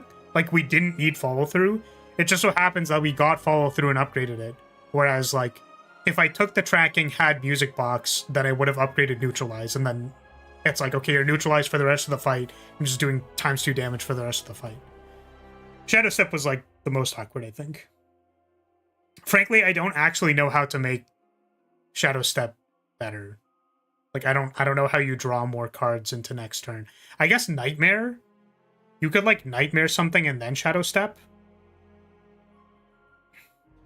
Funniest part of Music Box is that the copies are ethereal but don't exhaust.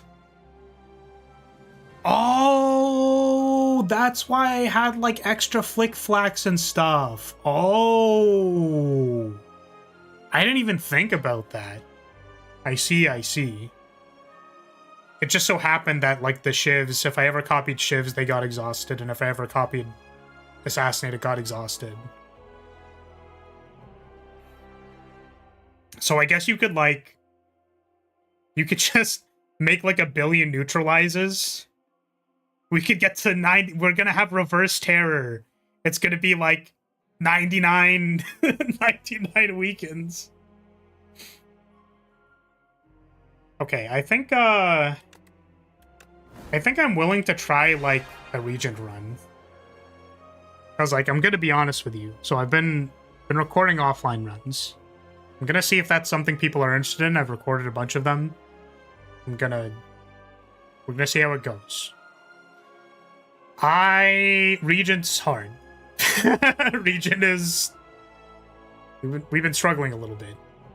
Struggling a little bit with Regent. So, I think I'm going to use the bathroom real quick. And then I will be right back and we'll try a Regent run. Here we go.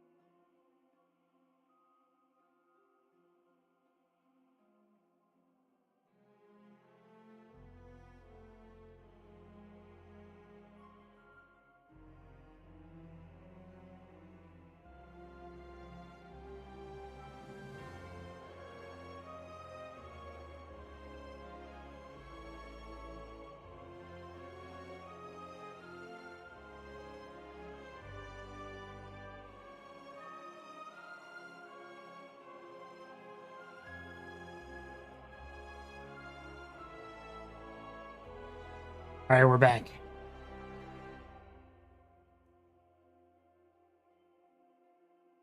We're gonna try playing Regent. We're gonna see if we can beat Ascension 2. Because it's, we're struggling. We're here in my basement playing Regent with my Regent cosplay. I don't know if you can see the similarities, but it's basically, we're basically the same character. Like, I'm using chat as my throne right now, and it's basically the same character.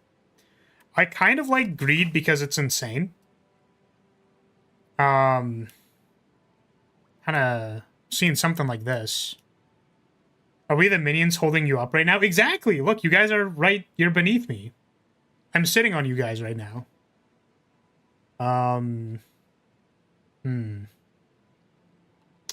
So there's the shop here. There's shop there. There's two shops. I mean, you know what? Let's just go to two shops. I think that it's the most Regent-like thing we could possibly do is to say, look at all my money, and then just go to the shop.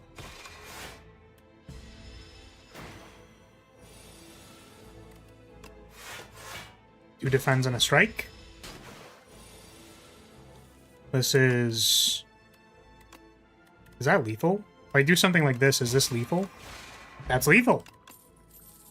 Okay, we have Bulwark, we have Terraforming, we have Charge. Okay, so, like, I'm thinking Bulwark, maybe? It's like block and it gives us the Sovereign Blade, is that good? I feel like we're not... Like, Terraforming seems like a... If we have multi-hit kind of thing. And then Charge is like a... I mean, Charge seems good too, just for the record. Charge got nerfed, sadly, but it also severely needed it. How was Charge before?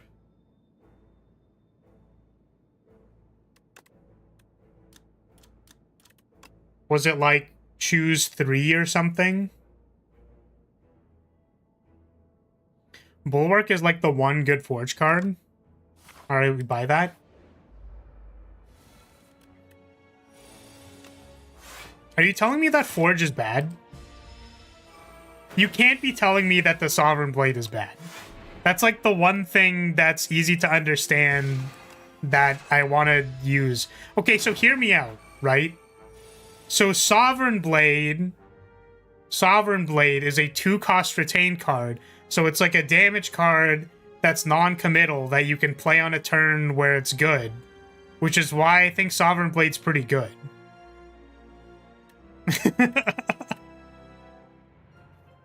Okay, how do I not take damage here? This is 16.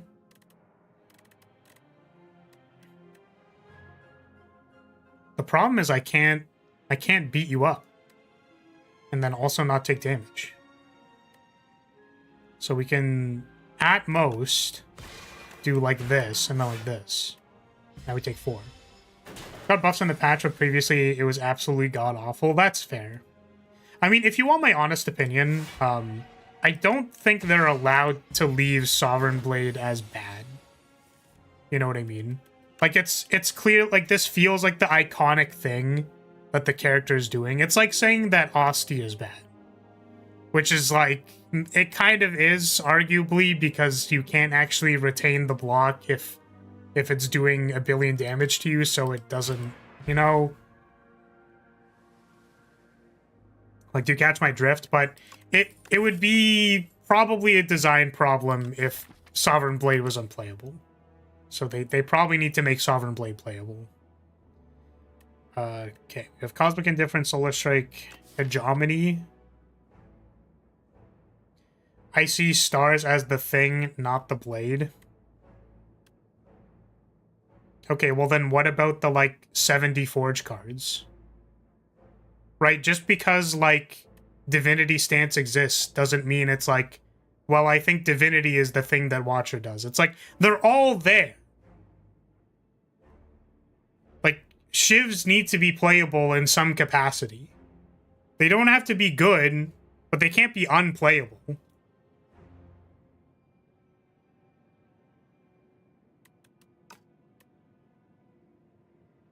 I guess the bottom line is that it's like, okay, so, well, the first thing is that Sovereign Blade is easily recognizable and is probably the, like, thing that should just be easy and understandable and people can use. So there's that. And then the second thing is you can't just like put archetypes or like cards that are just bad and completely unpickable into the game. So if they're going to make an entire archetype around something, whether that's called Sovereign Blade or Shiv or Poison or whatever, not that that's explicitly how high-level Slay the Spire works anyways. Like, the Sovereign Blade is a tool in the same way that Snakebite is a tool. And both of them are good. They just, like, work differently. The Blade is Divinity and Stars are, like, Common Wrath. Yeah, and Divinity is pretty fucking good sometimes. So, like, make it playable so that people can pick it and play it, and it's fine. They can't leave it completely unplayable. You can still pick, like, what? Two prostates? That's what it's called, right? The double prostate attack on Watcher. Then you go Divinity after she double prostates you. And then you do, like, ×3 damage. Like, are we on the same page? I kind of want... Stupid. It's so dumb. What a dumb... It's just a dumb thing to say. Like, what am I gonna say? Yeah, I want Watcher's double prostate attack. Like, that doesn't... That's really dumb. Okay. I think putting Bulwark on top of our deck is pretty decent. So we're gonna do that. Let's go extra gold. Let's get extra gold. Okay, that's Black Hole, Gather Light, Reflect, Kingly Punch, and Kingly Kick. It's also Scrawl. We have Frozen Egg, Bronze Scale, and Burning Sticks.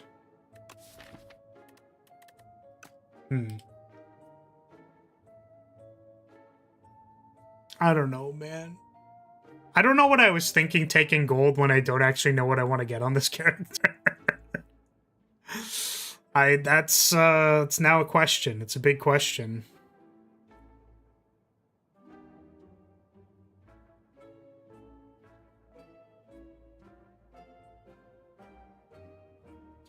Kingly Punch and Kingly Kick also got fairly large buffs. They still seem bad, though. Yeah, you need to pair those with, like, Cosmic Indifference and, like, Photon Cut in order to draw them multiple times, right? Do we just want... I mean, we have 2 block cards already. We don't have any Star Generation except for Venerate.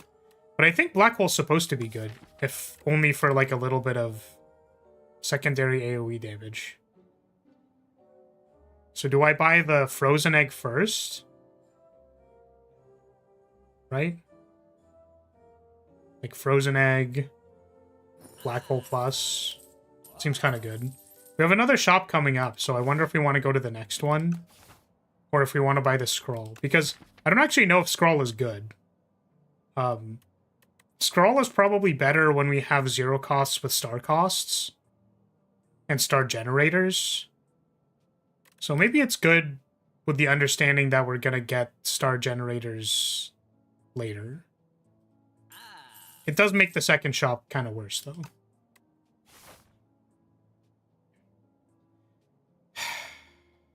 Yep.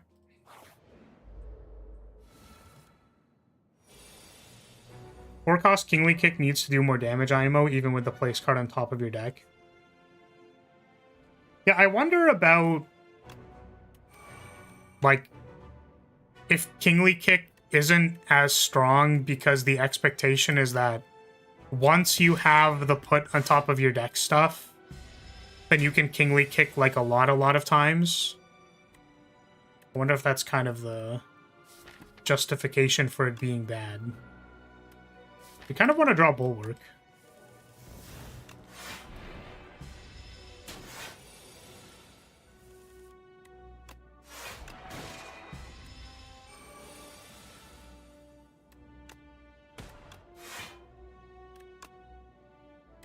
Will weaken you and defend?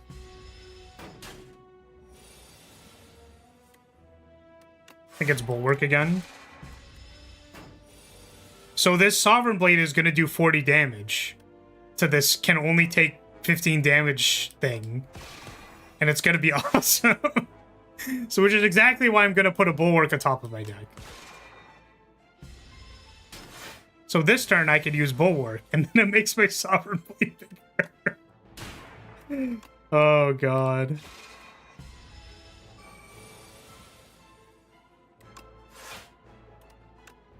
We put Sovereign Blade on top, and then we take 11 damage.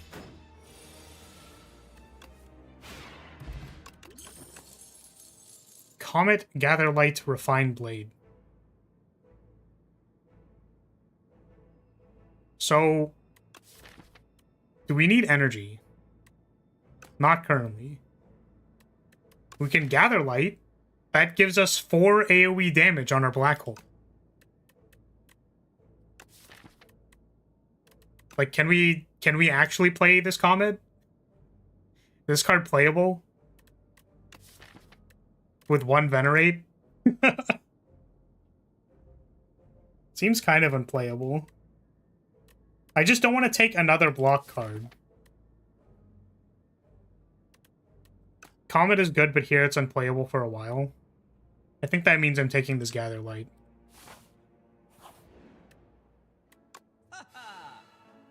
Okay. Child of Stars is whenever you spend stars. I mean, spending stars is a lot harder than making stars, right? Our only thing that spends stars is Falling Star. Seems kind of tough. But we can, like, build in that direction, right? I mean, we have Frozen Egg. This is a, like, we pick it and then start going in that direction more. We just need a way to spend stars. So we have 20 HP going into this elite fight. And we're going to be totally okay.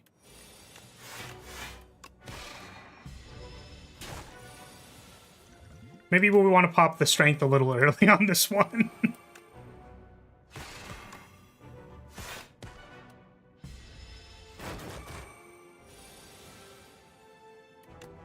Bulwark.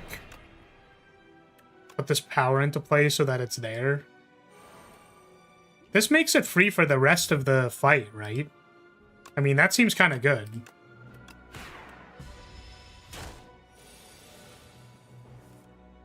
Okay, we go for free.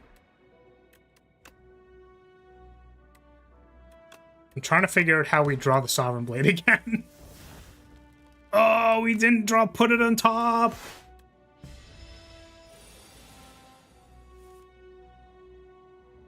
Okay, we Falling Star, and then we put Falling Star on top.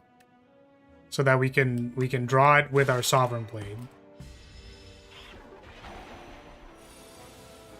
And then we draw it. And that's pretty good. Take Crescent Spear and hope for clone from Thale. Yeah, obviously I'm not going to get that. Is Convergence good? Is Convergence good? It lets us hold on to... Why would we want to retain our hand? I don't know. Lets us hold on to Scrawl. It's another Cosmic Indifference. And it gives us a star.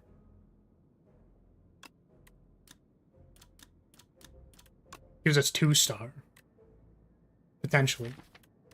The thing is, we have no place to use our stars. We want ways to use the stars.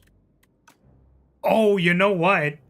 If we retain the Sovereign Blade, then it doesn't go away. Ah, like... See what we're cooking here? Alright, surely we'll find a place to use our stars, like, soon. Like, we'll... In one of these encounters, it's gonna do it. It's gonna... We're gonna... What is the steady doing?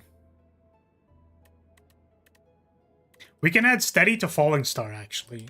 That's like... That seems kind of good. Because it helps us line up our Sovereign Blade with the Falling Star.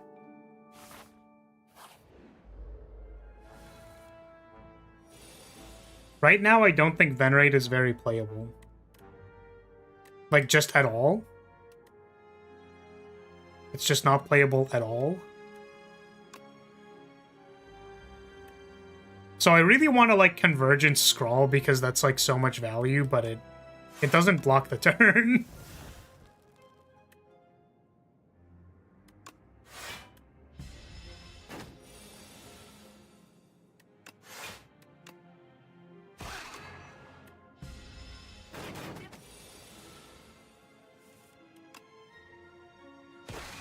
What do we think would fix Venerate?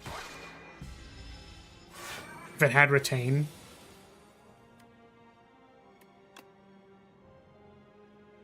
I mean, I think this is the best we got. We take 12. And we're not super happy about it.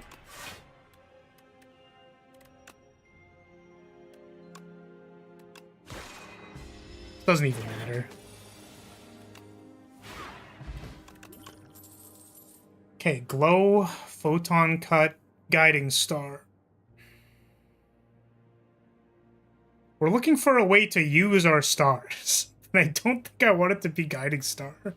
I want, like, the broken star block card, like the Particle Wall.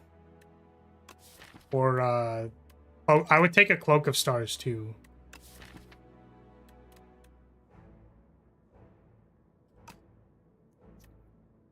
I don't know, these seem kind of bad.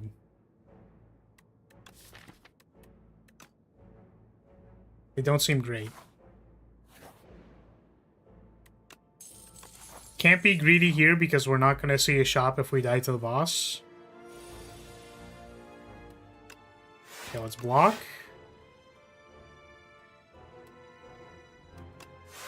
We were about to take 1 damage for free there. Okay, now we can Bulwark. Put the Bulwark on top. We can do it again. Put this into play. And we can do it again. This is for 18 this time. That's fine. So what we want to do is we want to use the Sovereign Blade to go to the next phase. And then also be able to put it on top. But I don't think I can do that because it's already attacking me for 16. So we just do this.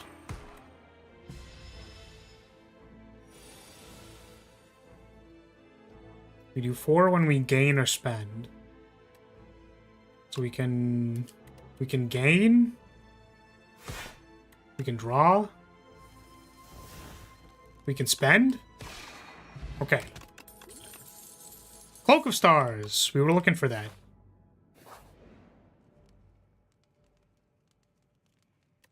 I want to say that healing makes me feel safe. It does make me feel safer, but maybe we have 3 dexterity. You know what? We have 3 dexterity. I'm going to choose to believe in my 3 dexterity and use these potions before I forget. I guess the things give you, like, they make you lose HP, which is kind of bad. And the longer we sit here, the more that I just get dunked for, like, 16 here because I have no problem. It's fine. We're at 3. We're dead to literally a beacon, but it's fine. Let's gather light. And we can pop a Sovereign Blade.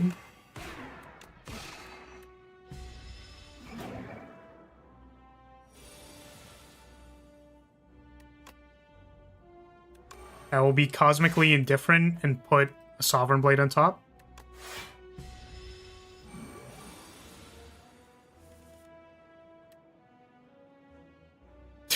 It's like, yeah, we have Falling Star plus Sovereign Blade. Let's go, go, go. It's intangible this turn. I don't think I want to put Defend on top, so I'm not going to do it.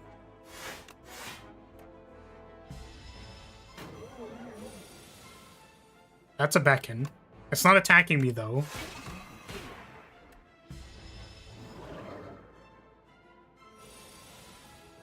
That's for 24. I think that means we're dead. Okay, didn't exactly work out that run. Didn't exactly work out. It must have been because we picked the star cards. That's gotta be the reason. What was that deck doing? That deck had, like, both the star powers, but no, like, real good way to use any of them. Do you think all seeds are beatable? Do you want, like, a philosophical answer to this, or, like, an accurate answer?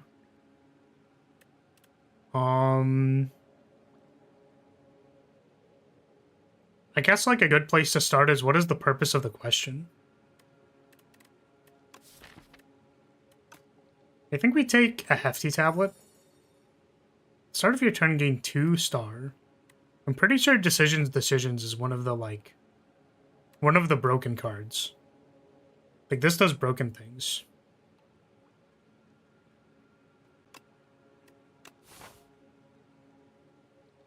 Okay, well, I'll say realistically, if the conditions of the run is that, like, you need to, like, you can have no prior knowledge and you're just supposed to, like, play really, really good Slay the Spire, then, like, no. I don't think all the seeds are beatable. Like, I think there'll just be, like, random things that happen that maybe could have been mitigated by something that you couldn't have possibly known. And then it's just like over. So I think realistically, no.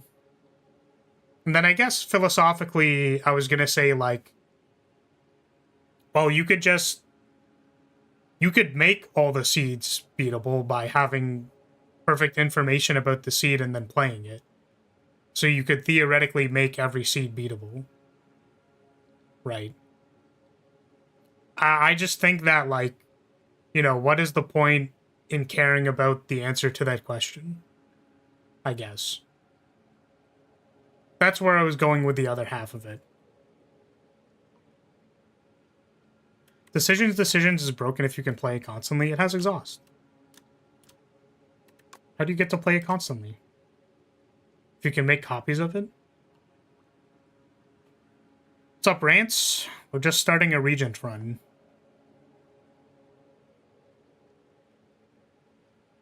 Oh, consistently. Are you talking about seeds? Flora, do you perhaps want our seed? No, that's why you're underneath the chair and not on the chair.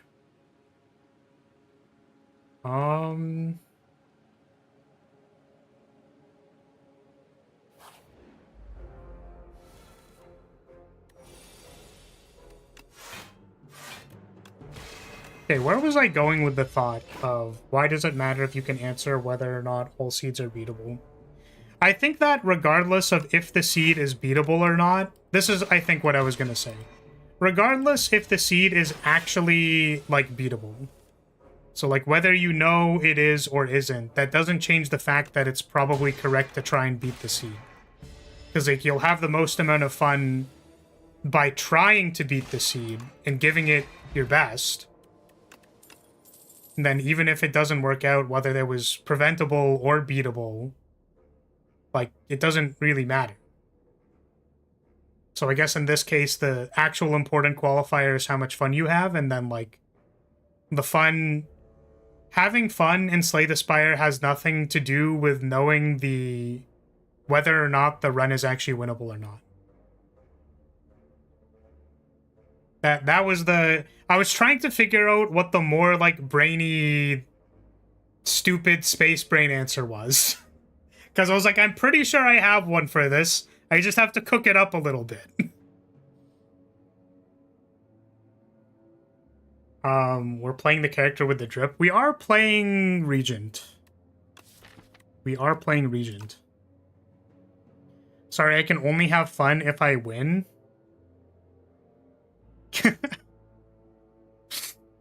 I hate to break it to you, man. I hate to break it to you, man. You probably aren't him, and I don't think any of us are, so... You're signing yourself up for a lot of A lot of suffering. Okay. What are we doing? Guys, I really don't fucking know what the hell I'm supposed to do on this character. I'm gonna be so real. Like, I just don't... Like, this card says I need 6 stars, and then my first card reward didn't give me, like, 6 stars. I don't get it. What do you mean, like, this is a core mechanic on my character, and I just don't have anything that gives me that thing? What the fuck? Like, what the hell, man?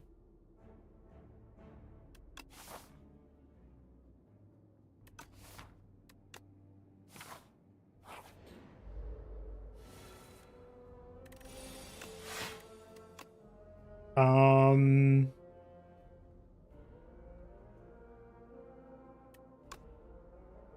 think it's 2 strikes. I think we don't have to play the Falling Star.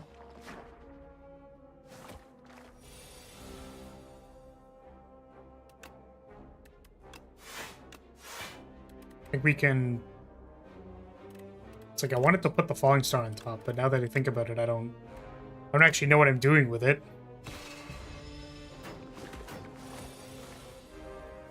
Yeah, I think it just... Listen, even winners lose a lot. You know what I mean? I guess particularly in card games. I guess the mindset I got from playing card game ladders, which is maybe like... Because there's 2 different types. Like, this is my understanding of how winning at card games works in, like ladder and in tournaments, I guess. So the first thing is that if you're playing a card game tournament in person, you can just, like, cheat.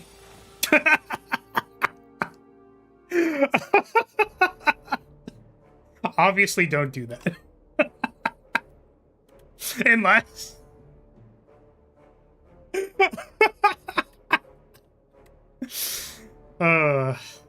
Okay.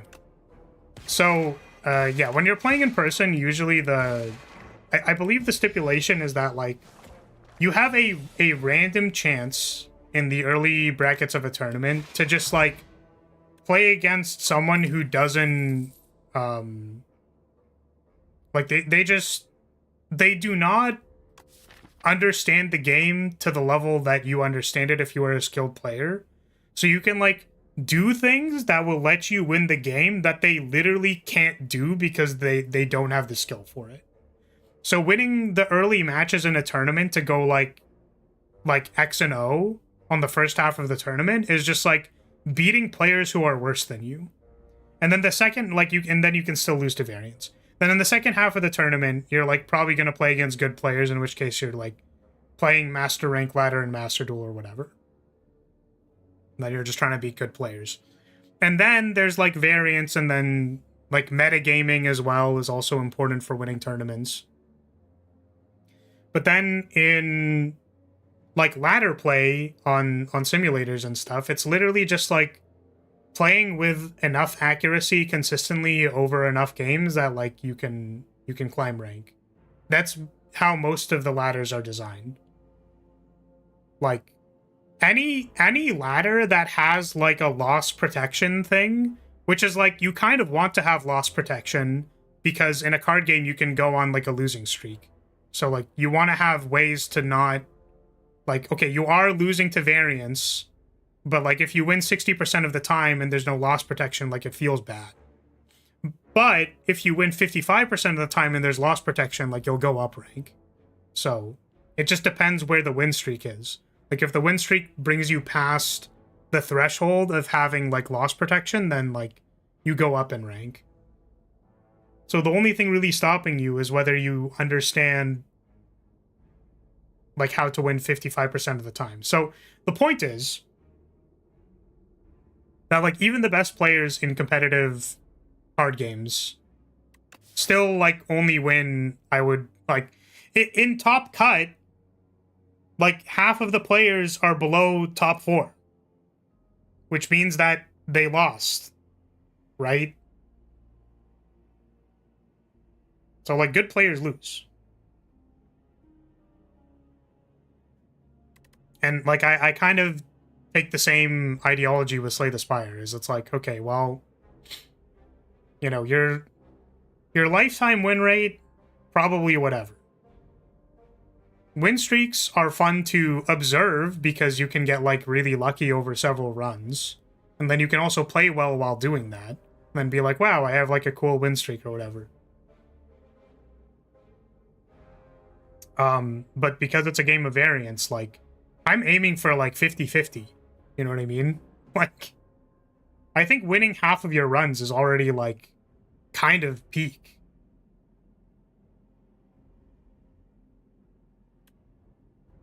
So I just don't care about losing in card games because I was the random girl at the card game table at school, so I got my butt handed to me a ton because I didn't get it for a while. True, true. That's true. So I guess if you like get into it and then you're just losing a bunch, then maybe that makes it easier. But like, I don't know. Winning is fun.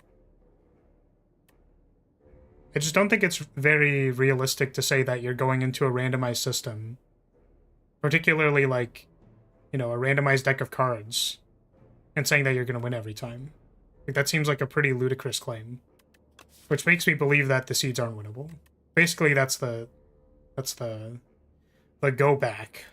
That's the bring it all back. I don't know what I'm doing here.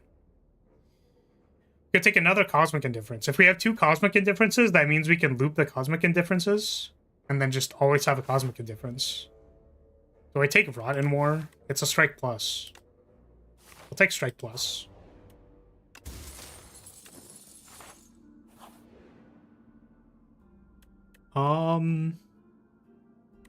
Do we have a shop?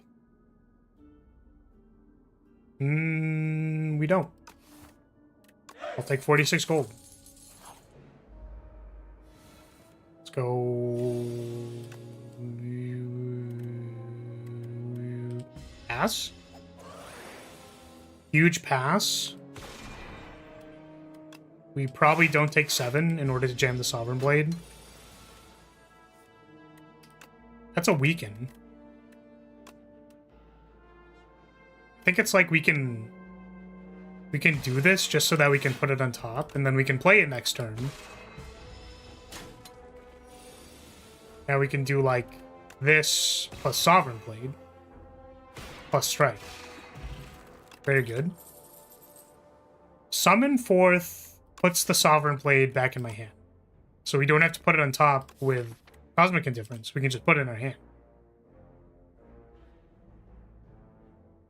Additionally, if we do it 3 times, then we get like Forge. We get Forge 33. That's like a lot of damage.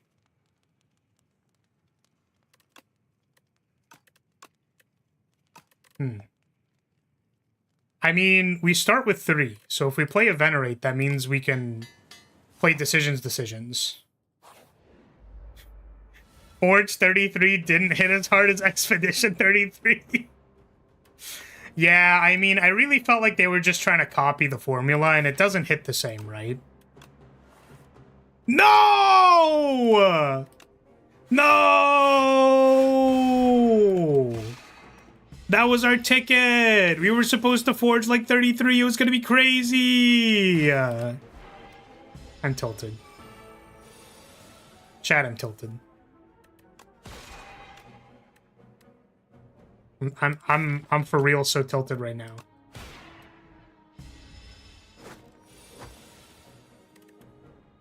I think we're going to summon Forth. That's 49. That's not enough. I think I'm gonna... I think it doesn't matter. We'll put a Rotten War on top. Pick like 12.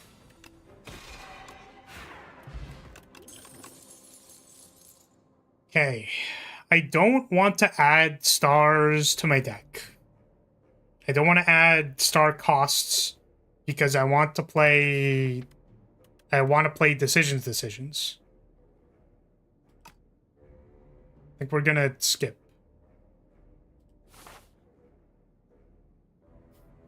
We are not the same. You summon 4th, I summon 5th. Okay, but can you summon like 6 or 7? Because I feel like that's a little bit better than both of us. We take 3 here.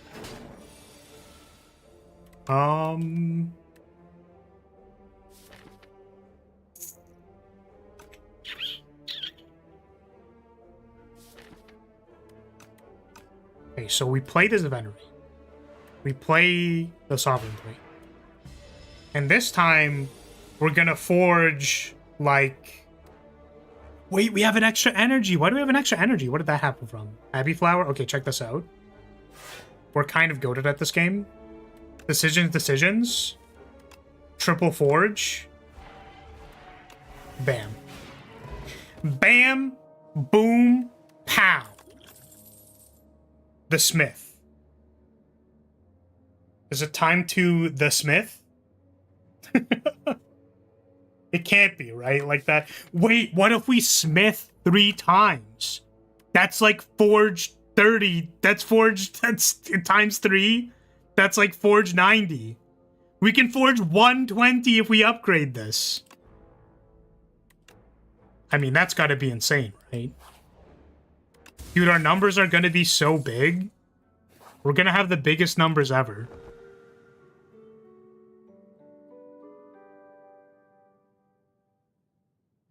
Twitch isn't loading on my data, so I have to ask, what's the deal with your banner on the vertical stream?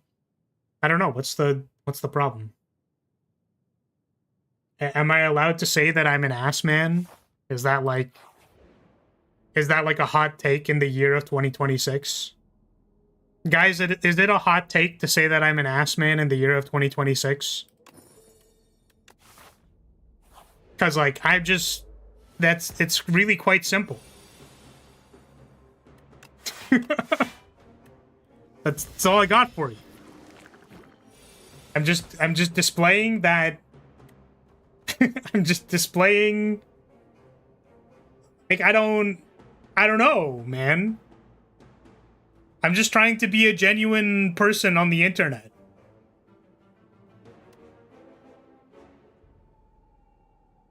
But actually, though, the characters are from Chaos Zero Nightmare. I am technically a content creator for Chaos Zero. I'm in the content creator program of that video game.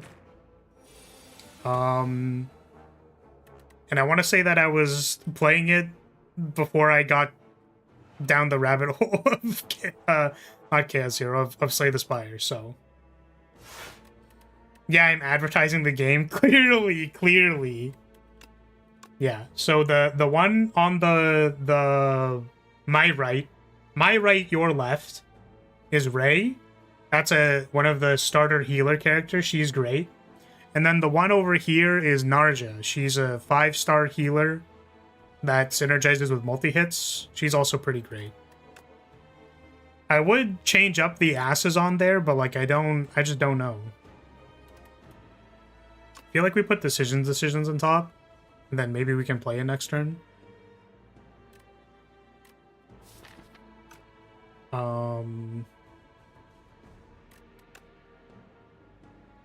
Strike. I don't think you're an ass, man. I appreciate that. I appreciate you vouching for me. There we go. I was trying to find the right word. You can't say you're an ass man anymore because of woke. Damn.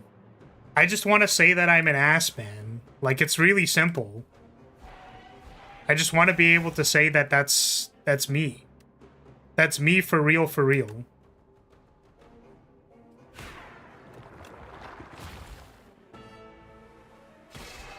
Oh god, Flora said he was an ass man. The correct term is booty lover. Flora's such a bad person, am I right, guys? What the fuck?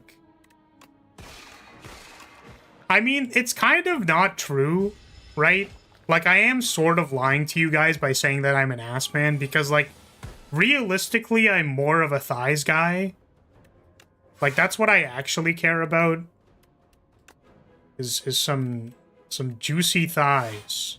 It just so happens that the butt is near the thighs. It's kind of like a... They're sort of like beside each other. I don't know if you know anything about anatomy, but... I think we're gonna Sovereign Blade you, and then put it back in my hand. This is 8, and then Sovereign Blade is lethal next turn. What ancient are you looking for with your build like this? Orobas could be really funny for the upgraded starter relic. I'm gonna be honest with you, I can't control what ancient shows up in the next act, so I'm just trying to get to the next act. You earned your sub with that comment? Hey, thank you. Appreciate you. Listen, someone has to be real with it. I think we take the hidden cache, right? Just so that we can play our decisions. Yeah, I don't think I'm at the point where I can like cognizantly make decisions about like what ancient I'm looking for. I don't think we're there yet. I'm not even doing that on silent. I'm just fumbling and meandering through it, man. It's kind of the story of my life, to be honest, but we'll take 3 here. Can't play the Smith unless I do this. But now that we've played the Smith, we do like 40 damage. I'm being constricted. I think I'd much rather just end the combat. I think it's a pass. I don't actually know if we can support the card draw. We have like no blocks in our deck, I'm realizing, except for Cosmic Indifference. None of these say blocks, so that's a concern. I was really hoping that this wasn't going to be an encounter that kills me on turn 0, but it just so happens that we have an encounter that kills me on turn 0. You know how, like, on the map this was a question mark? Can we all acknowledge that this was a question mark on the map? Usually when there's a question mark on the map, what I'm hoping in this space, right, this one right here, I don't know if you can see this. This is the space that we're looking at right now. I just thought I would, like, point it out to you guys. Is that, like, in this space, I was kind of hoping that this was going to be a question mark. I was hoping we were going to get a question mark in this space. Like an event that's spelled E-V-E-N-T.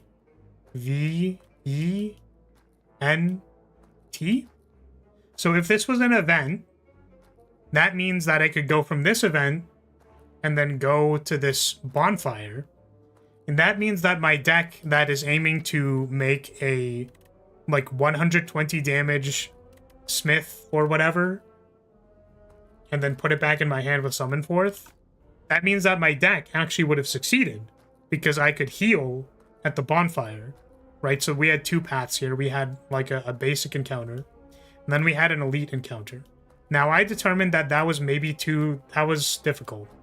That doesn't seem like the right path. So I went from this elite fight, and I'm like, you know what, we can probably do 1 hallway fight. So we'll take the hallway fight. And then I was like, okay, so now that we're taking the 1 hallway fight, that means this isn't going to be a hallway fight. And then I can get to the bonfire, which means I can get to the boss, and we can fight the boss. Right? Are we seeing the plan? Did we see the vision? Does this, like, make sense? Unfortunately, I appear to be in the scenario where I just die.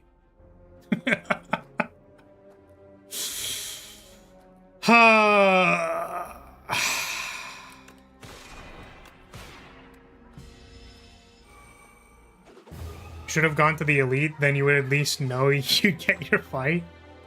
Have you considered just not dying? I've thought about it.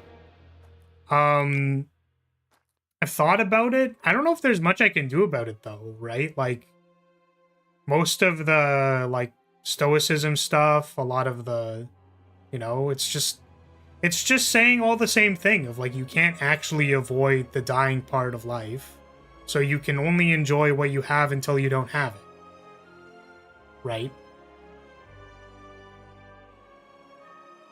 Might have been worth safe scumming the last elite fight. Yeah, so I will be upfront in saying that I do not safe scum. Hey, Curb Yoshi, thank you so much. Thank you for the gifted. I really appreciate that.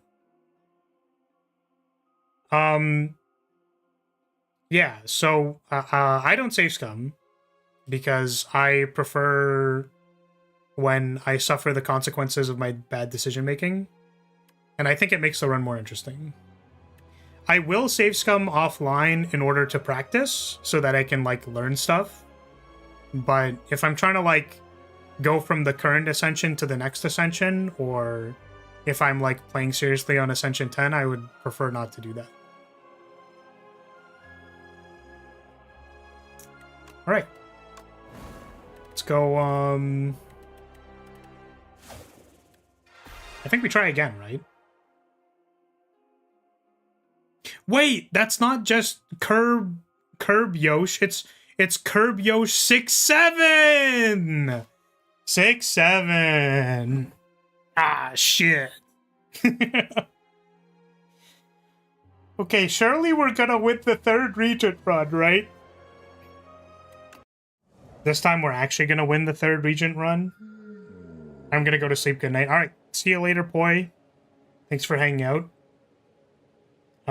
You should remind me what that game is called because I didn't write it down. I don't know if you can just like DM it to me on Twitter, just so that like I can go find it before I don't find it. So I'm gonna not learn from my last thing, and I'm gonna pick this hefty tablet. Okay, so we got decisions again. We're running it back. We're just gonna run it back. Okay. I'm seeing like bonfire to elite. We can dodge if we need to.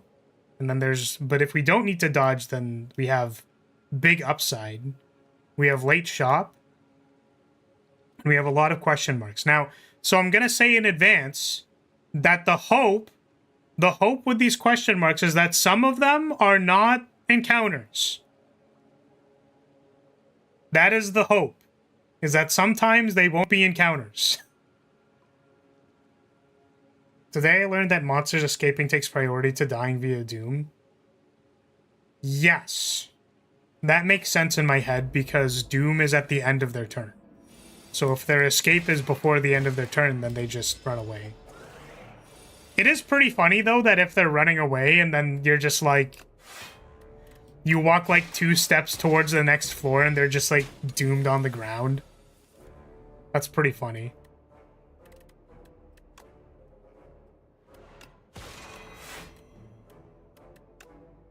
I think we defend here.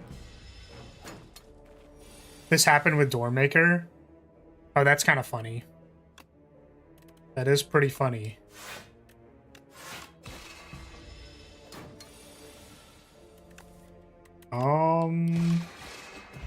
Okay. So we have Celestial Might, which is just a flag bearer card. And then we have 2 powers.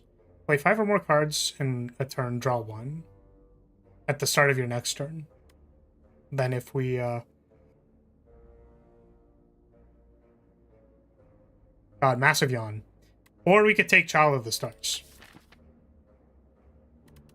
I think we're just gonna take Celestial Might, maybe. We need, like, some damage. Can't believe Regent really is Flag Bearer. I mean, like... Is Sovereign Blade just planted?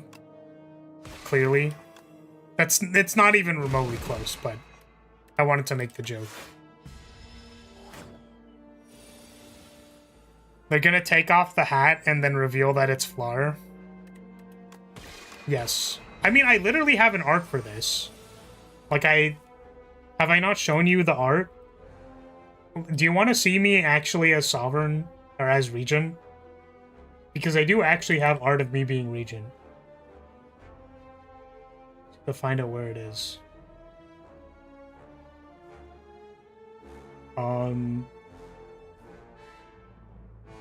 Is it in this folder? It's none of those.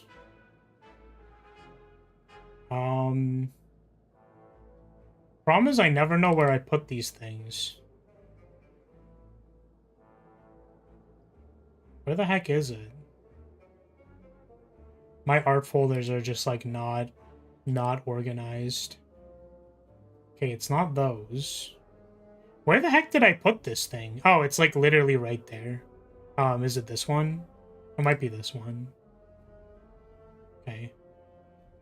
How big is this on the screen? Oh, it's like the right size. Why is it cropped at the top? Is it supposed to be? Can I put that on the short stream as well? I'm gonna put image. Oh shit, I don't know which one. I don't know which image it's supposed to be. I don't know. I don't know if one of these is gonna be something sus.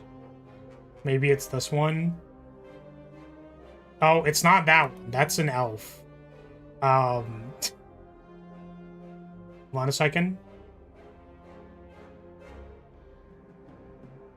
No, I have to find it again. Oh, shit.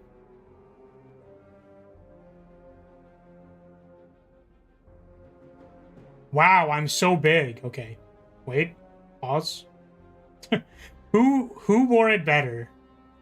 Who wore it better? I mean, I want to make the joke and say that, like, I wore it better than Regent, but I do actually think, like, Regent having the dudes holding up the chair is kind of, like, aura farming a little harder than me shoving my foot in your face.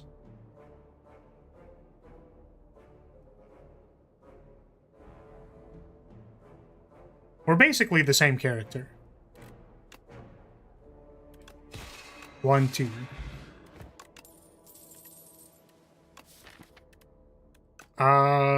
Technically, Celestial Might with terraforming is like a little... That's like a little damage combo.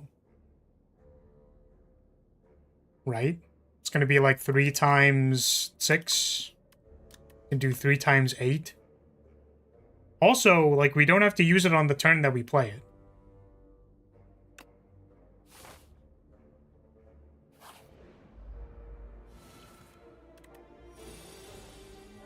Am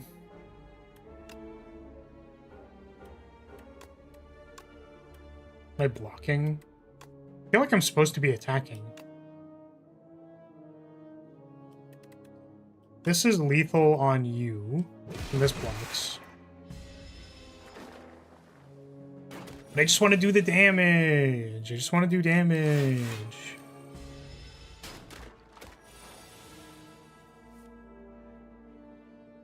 We can't block here? That's a tragedy. It's like 18 plus 6. What if I just Gambler's Brood for it? What if I just found it off of this Gambler's Brew? I mean, it was effectively like heal 18 or something, right? Right? We could Cosmic Indifference to put Terraforming or the other card on top. 79 or upgrade a random card. I mean, I don't think our chances are very good.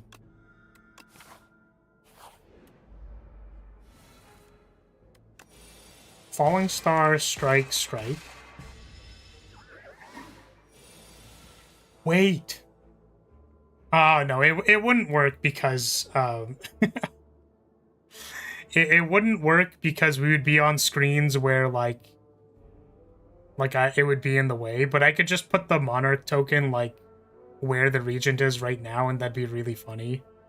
It would super get in the way on the screens where, like, it doesn't work.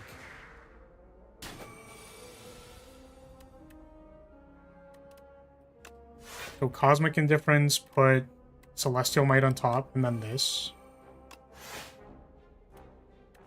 Time to learn how to mod Spire 2. I mean, we're gonna do it eventually. It's just a matter of having the time to look at the the current documentation and yeah, basically I don't think I don't think I'm doing that yet.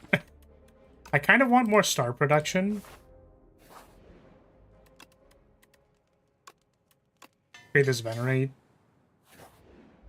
Because our intention is to, like, decisions our vigor card, and then Celestial Might for about 1 billion damage. However, I don't think we're gonna get the opportunity to do that based on our current trajectory of where this fight is going.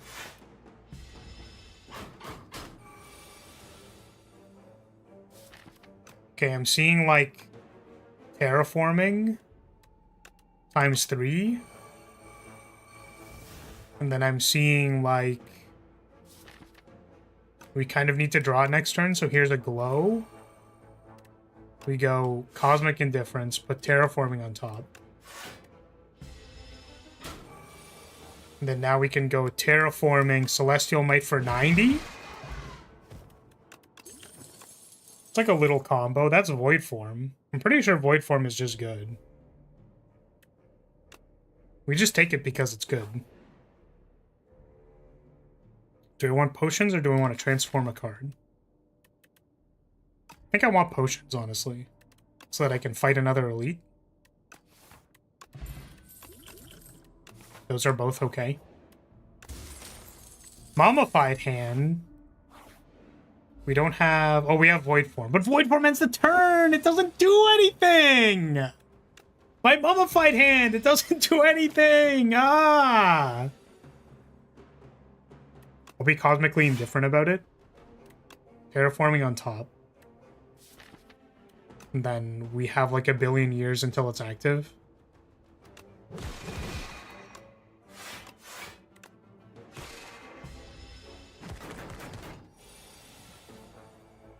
Oh, Decisions is free. It's free. We just get to play it for free. Incredible. We're gonna not... Well, no. Well, no. I was gonna say we're gonna not waste our thing, but honestly, this fight doesn't really support what we're doing here. I don't think it was the call, honestly.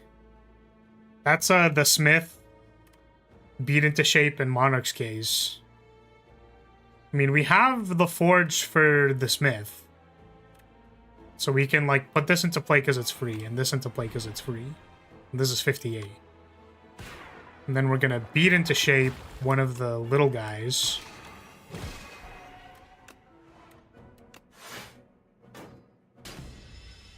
Now I don't know what we're doing. Probably throwing this Explosive Potion. Looks like it to me. Put Sovereign Blade on top. And then now we're looking for a Strike plus Sovereign Blade.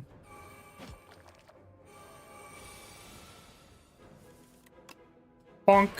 Bonk. Okay, we have Beat into Shape, Photon Cut, and Crush under. Terraforming Celestial Might is like a thing to do.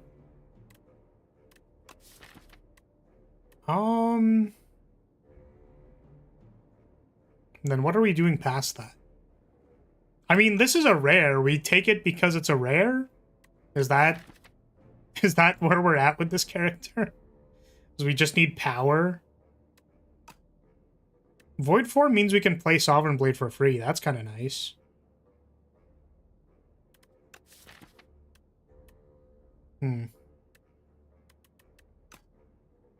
Let's just take it. Let's just...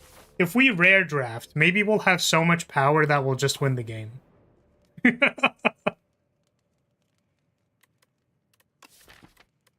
What do we want to upgrade?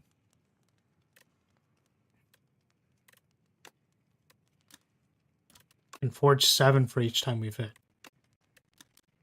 We can hit 4 times. Or we can get 8.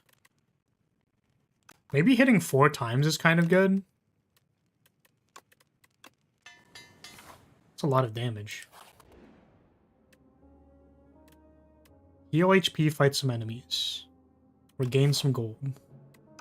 I think we gain some gold, and then we go to the shop, and then we rest at the... We rest at the boss. That's a lizard tail. That kind of keeps us alive.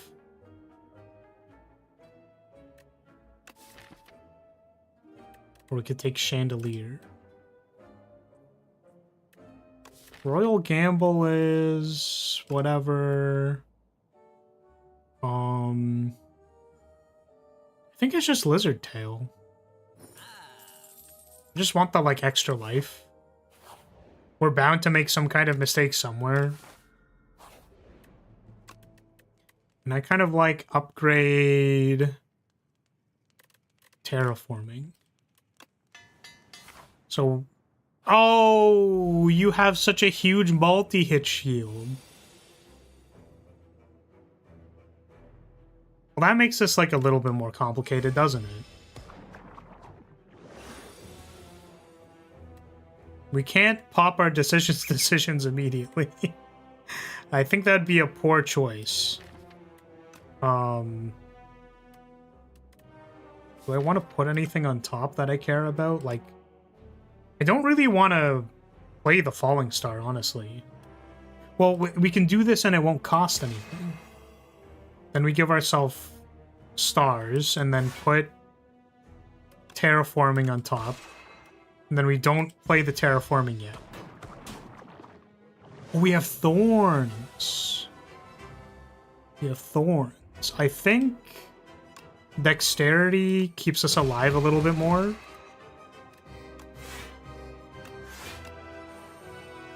Sure, let's beat into shape.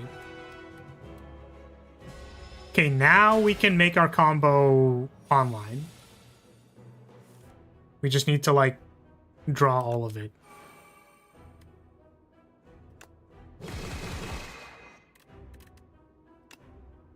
Play the Sovereign Blade.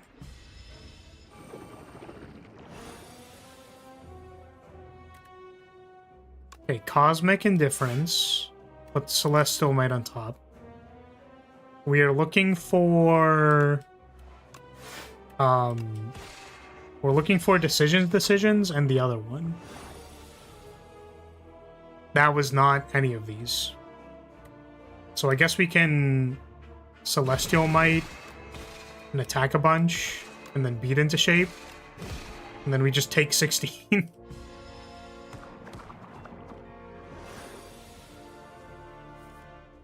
Okay, huge draw here. Unfortunately, that does not...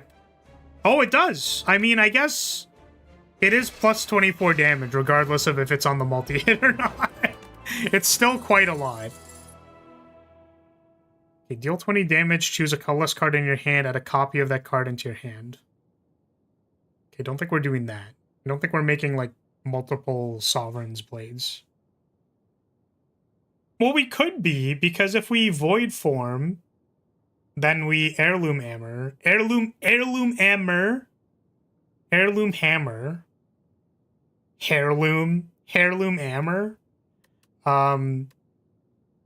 Then we have Void Form, and we can play both of the Sovereign's Blades, like, for free. That's like a thought. Crash Landing. I think it's got to be this. But it doesn't make me feel, like, confident about my choices. You know what I mean? Ooh. Ooh. Yo. Multiple swords go burr. Yeah, if you know anything about Flaris's lore, you'd know that I'm good at handling multiple blades at once. It's kind of my speciality. I think I want to say playing decisions at the start of every combat is, like, a little risky, but kind of good. Like, I think it's, like, a little risky, but kind of good. So here's my question. Does it get... It circumvents the cost, because, like, it's not like you pay one for acrobatics if you make it do the thing at the... Right? I think it's worth it. we randomly spike the terraforming and then do 1,billion damage on turn 1. Like, I could see it.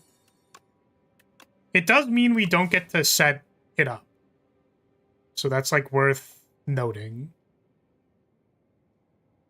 Which now means we need our first turn to kind of be, like, bonkers. To be fair, we don't have to use the Vigor off of the terraforming immediately.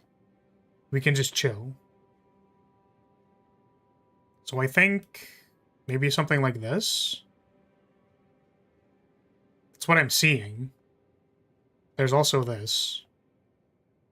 This has more question marks. Like, 2 difficult hallway fights is 2 more than I'm sort of comfortable with.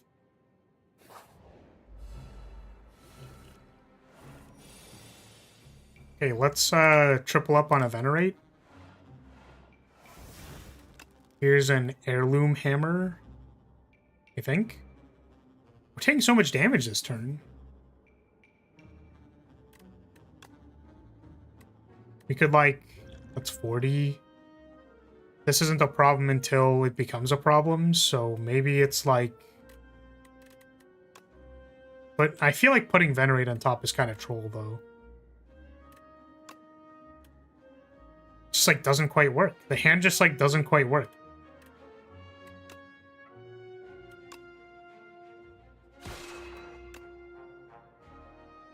Well, now we're not full blocking at all. So then what are we doing? I'm losing it, man. It's crazy, like, how uncomfortable I am with this character. Okay, Void Form means I take damage.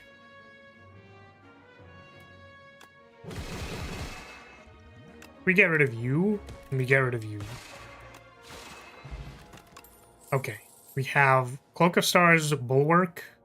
Bulwark is another thing that we can draw and then triple with the decisions at the start of the match, which seems like kind of good. Or we could just hit this shit. Like, what the heck, man?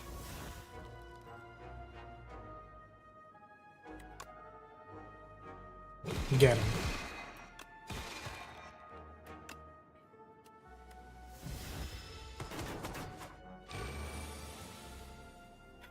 There's Bulwark. And I think this terraforming really matters in this combat at all.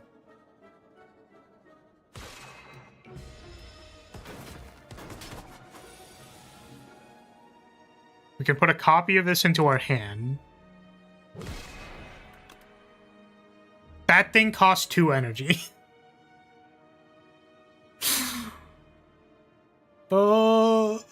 Mom, pick me up. Pick me up. I'm scared. Damn, there are for real two swords. 2 swords floating around. Look, we can we line them up? Is that how this works? Hold on a second. Hold on a second. We're cooking. Hold on a second. Hold on a second. Oh, look at that! Look at that! You see that shit? Look at that. It's basically 1 blade. Stupid. Now your swords are 3D. Whoa, the parallax effect. Oh, did I mess it up? Wait, hold on a second.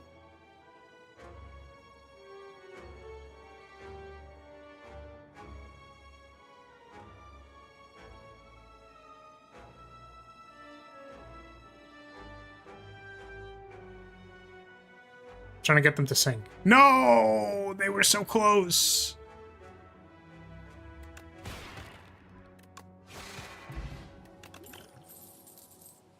Be gone. Spoils of battle draws me cards that I can't use. Ooh, but if we decisions it, then it's pretty good. I'm gonna not pay any life because I'm scared.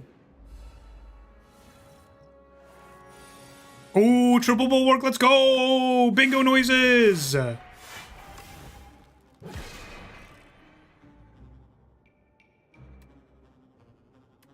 Now what? We like regenerate.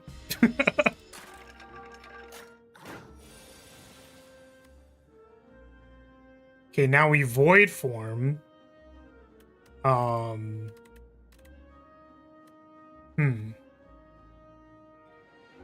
we could do like this. I mean, we're kind of taking damage regardless, but stun you. Oh, it's so close. But strike does it. It's a strike. Sweet. Guards! Okay, we take parry. Parry gives me block. It's like not the most amount of block, but it is block.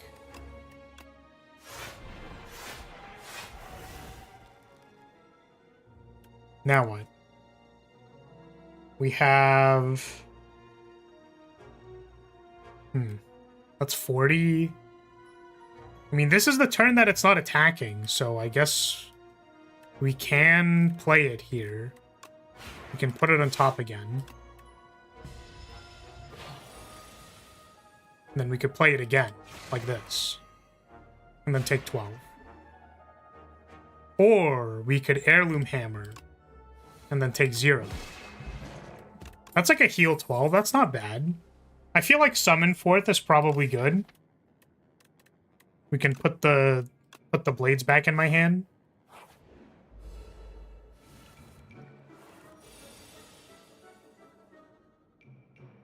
Bulwark is Forge 10, so I think it's this one. Then we're gonna do 1, put it back in my hand. Then we go...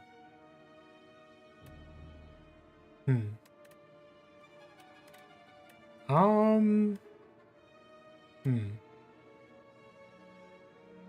realizing the problem from before, which is that we don't have block. Now, am I gonna fix that problem? I don't think so. Hey, another parry! If we get both in play, that's like a lot of block. It's a lot of block if we play both parries.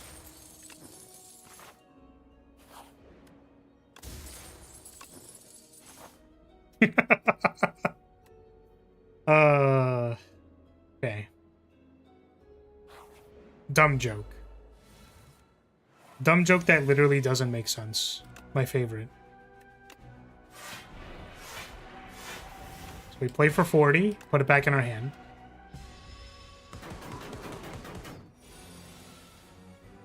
And then we just do it again. Wow! That just killed it! Wait, that's kind of crazy. That's pretty good. That's, like, not bad. Can we improve this at all? What if I, like, made this Forge 13? Monarch's Gaze. Fasten is, like, a good way to block. I think Fasten's just a good card. If it's vulnerable on turn 0 and we Forge for a bunch, that's like a combo. And this is also like a combo. Do we want to do anything else? We could sell a card. I'm down to sell this injury that has been really bad. Okay, decisions. We did not hit the nut this time, unfortunately. So what are we doing then? Playing this parry. We can, like, parry... Oh, we have a mummified hand. We play Beat into Shape. And then we copy it? Or do we play this to gain 14 block? I think we can, like, take the first hit so that our turn is way better.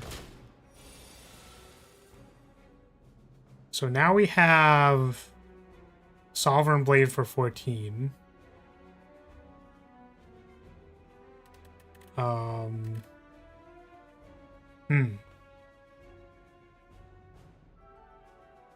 Sup, Blue? Welcome. Welcome to the stream. How's it going? I'm trying to figure out how to dual wield the blades. Honestly, these blades are a little bit bigger than I'm used to handling, so, like, a little overwhelming to be taking two of them at once. Let's go Sovereign Blade. Put it into my hand. Spoils a battle. Oh, we can't play the other parry. And now I'm seeing parry again. This is like 28 block. Honestly, feels fantastic. I mean, 2 parries is like 28 block. Like, that's a kind of a crazy amount of block. I think I know what we're doing. I think we're good. I think we're chilling. And I think our only concern here is I want to not die in the process of attempting to resolve 2 parries. I was in the middle of watching your OG Slay the Spire 2 stream and you popped up and I went, ooh, nice, let's go. It's working. It's working. We're getting them in. Let's go. Well, welcome. I know that, like, we're on Ascension 2. You might have mistaken this for my first Slay the Spire stream. Like, my first ever Slay the Spire stream based on, like, how poorly it's going, but I assure you that it is not the first. Okay, we Falling Star. And then we summon forth. And then, why do we have 62 block? I keep forgetting that the bulwark that we play at the start of the fight gives me like 62 block. It shall, however, be the last. What does that mean? What? What the heck? Could you imagine being like an evil villain and then bringing around your own jukebox just to play ominous music every time you say something a little bit like ominous? And now my master plan is going to go, like, pulls out jukebox, hits the button.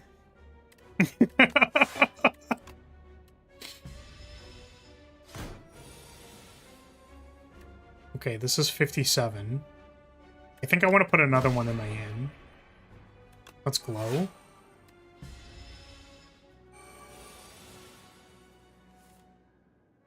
Okay, this is for 39. You want to know what's really cool about that is if we simply play this duplicator potion, we just block for, like... This is crazy. Is parry, like, the best card ever printed? Like... Oh my god. Like, oh my god, dude. This is crazy. I know parry got buffed on the beta branch or whatever, but, like, it's kind of crazy.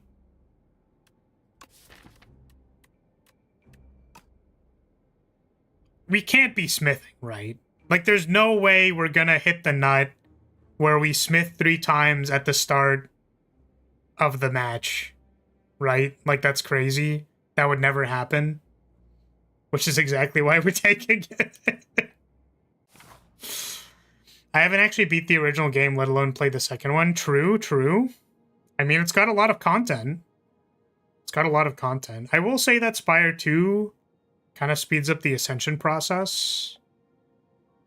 Spire 1 does have, like, 20 ascensions.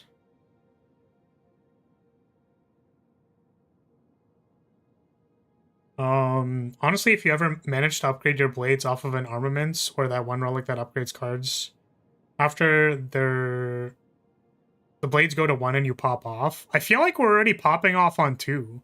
Because, like, we haven't even needed to play our Void form, which kind of, like, would be even crazier. The first card you play each combat displays... Wait, that means I play 2? Oh my god. Oh my... What the heck? What is this? What the frick? No, Dragon, I thought that the dragon of your VTuber was you. Which one? This one? I mean, this is also me. So I'll be honest with you. So it's funny that you say that. Is that okay? So I feel like, listen, this is me. I'm talking to you. Look into my eyes. I am now talking to you. Okay, thank you. So I thought that Slay the Spire 2 was going to be a big deal potentially for my channel, in the sense that I would like to, if there was a game that I felt like maybe I could just play this game for a really long time and like hopefully, I was going to say make a career off of, but like, you know, build my channel. Like I would prefer if my channel was bigger. That's the hope. And Slay the Spire is a pretty good bet.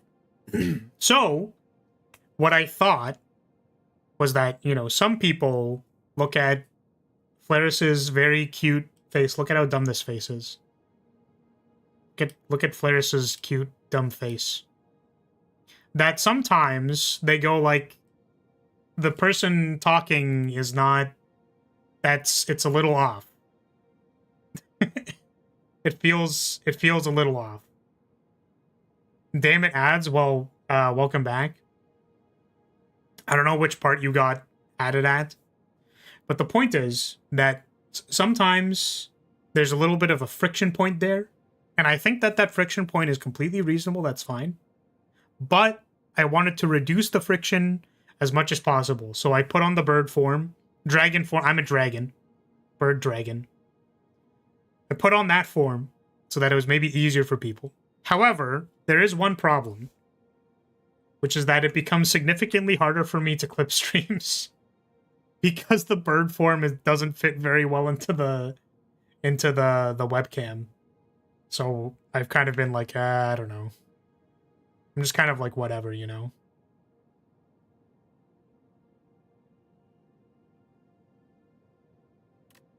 It doesn't fit very well, yeah. Apotheosis is full art in this game. Yeah, it's one of the boons. It's one of the ancient boons. I think both are adorable for what it's worth. Thank you. I do really like the bird form. Oh, by the way, like, small lore drop. Here we go. So you can see this gem on my chest. Don't look that closely, okay? That's kind of... Don't look that closely, okay? But if I go bird form, I want it to have, like, a bigger animation of, like, apparating from the chest, having like a cool thing that happens there, and then I was like, no one cares. I'm not gonna do that. But there was supposed to be like a cool transformation-y sequence, but I decided to instead spend all my time doing this, so... You know the part that no one ever looks at? I instead decided to spend all my time working on this. These side plates took a really long time. I just wanted to let you know. To do this, like, cool rotatey effect. That took time. That was an amount of time. That was not 0. And then this is, like... This is very important. Like, incredibly important. I think my favorite thing about this model that I spend way too much time on was this shine effect. That, like... that moves as I move. The shine moves. I don't know if you noticed that, but of course no one notices it because it's never on screen. Anyways. I like getting to show off the model when I get the chance. There's a lot of time, effort, care, love, etc.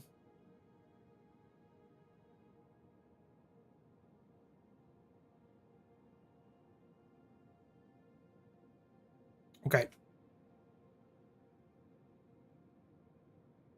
That's fair, that's fair. That's fair. I care about it a lot. What are we doing this run? We're going like... Well, I'm pretty sure we have some crazy starter stuff going on, but... I'm trying to think of, like, what do we... Like, here, maybe? I'm sort of interested in going to, like, Anne's shop.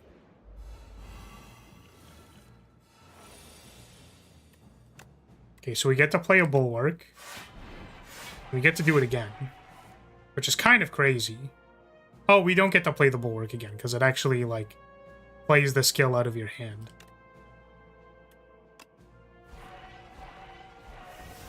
Okay, now this Sovereign Blade is 64. I almost don't want to play it. Like, I just want to play the Void form because we're already blocked up.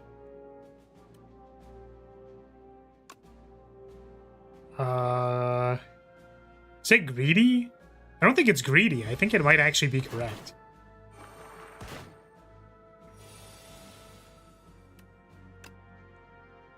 Okay, parry is free. This is a Sovereign Blade. We can put it back in our hand, and then this is not free. That's pretty good. Parry is kind of insane. Like, I understand the restriction is like, oh, well, you don't have Sovereign Blade in your hand every turn, or like... But... Like, I guess 28 block for 2, like, maybe it's not that good, but... Let's spoils a few times. Sadly, we didn't put the good card in our hand, like Forge or something, or the Smith. I think once again, we want to... Maybe we don't want to play the Void form. Maybe it's just parry. I think no. We play the Void form. That's the Smith. That's defend? 2 defense? Sovereign Blade? I think we're looking at parry and Bulwark. We can't copy anything in our hand. So we do 20-something damage strike.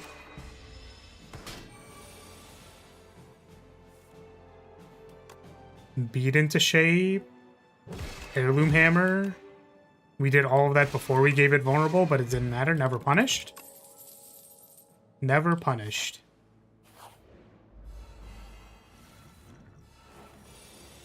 This deck is honestly kind of just let's go gambling. It's terraforming 3 times. We can Bulwark 3 times. Let's go. And now we have Celestial Might for like 1 billion damage. Nice. This is working out swell. This is just fantastic. I'm so glad that the amount of brain power that I had for this run was not a lot. And the resulting place that we are is currently 0 brain power .deck. I'm really feeling it. Let's remove a strike because it's bad. Is there another...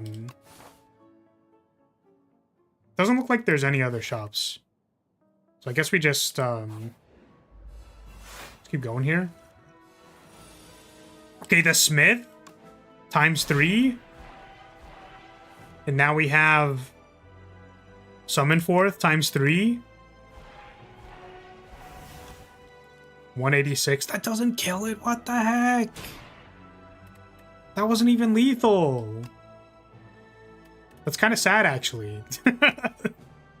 No, this isn't lethal either. What? But we did so many game actions. We took so many game actions. Oh my god. Oh my goodness.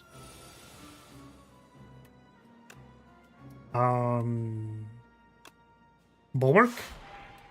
Defend. Oh, the blade's really big. I just realized how big the blade was. Didn't realize it was getting larger.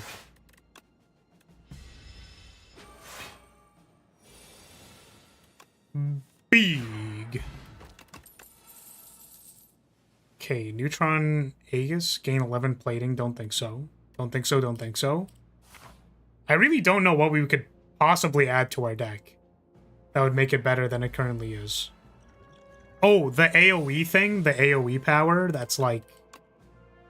You do the... All of your things... Your Sovereign Blade hits AoE. Because that could be useful for, like, fights like this. But I guess I don't want to put the parry into play. You know, let's just do the classic. We can just void form. Void forming is very safe. It's gonna mean that like we're doing cool things next turn. Here's a... Oh, we didn't parry last turn. Okay, let's put another Sovereign Blade. We're gonna clock at least 23 damage off. And then I think we're gonna defend. And put Sovereign Blade on top. Aha! Monk. Ooh. Triple damage? Because the Sovereign Blade was not doing enough damage. Let's be realistic here. We wanted it to do more damage. Oh, and we get strength as well? Dude, this boss is so dead. We are going to get this boss. I'm so glad that we're winning an Ascension 2 run with, like, the stupidest deck I've ever seen in my life. Like, this definitely... I mean, I don't want to say for sure, because, like, obviously I don't actually know. But I feel like this deck could have beaten, like, Ascension 10, honestly. Like, it just seems... Being able to do the strongest thing in your deck twice on turn 1, guaranteed every single time, kind of seems like one of the best things you could be doing. Right? Like, at all points in time. Surprisingly didn't kill this thing on the first turn, but that's fine. It's, you know, whatever. It's fine.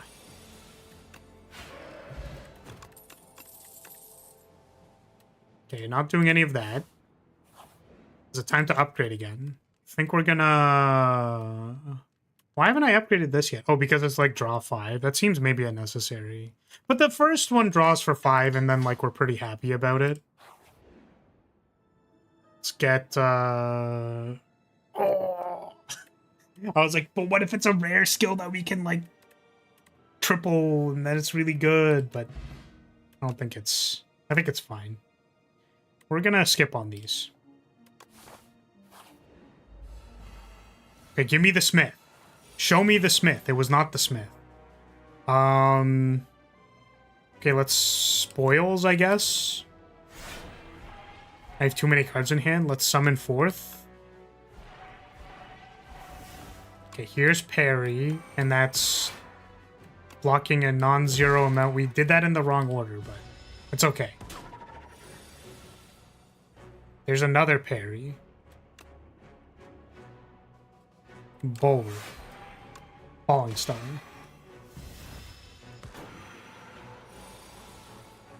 Okay, we do need to draw our thing again. That'd be great.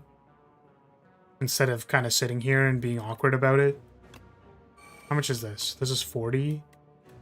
We could make it 120 with the triple potion, but we gotta save it for the boss, right? What's a comet? Okay, we'll do comet. We'll do this, I guess. We're gonna take a bunch of damage, and that's fine. Doesn't feel good, but it's fine. That's not lethal. How much is it? 24? 12, 24. Okay, surprisingly, we might have almost died.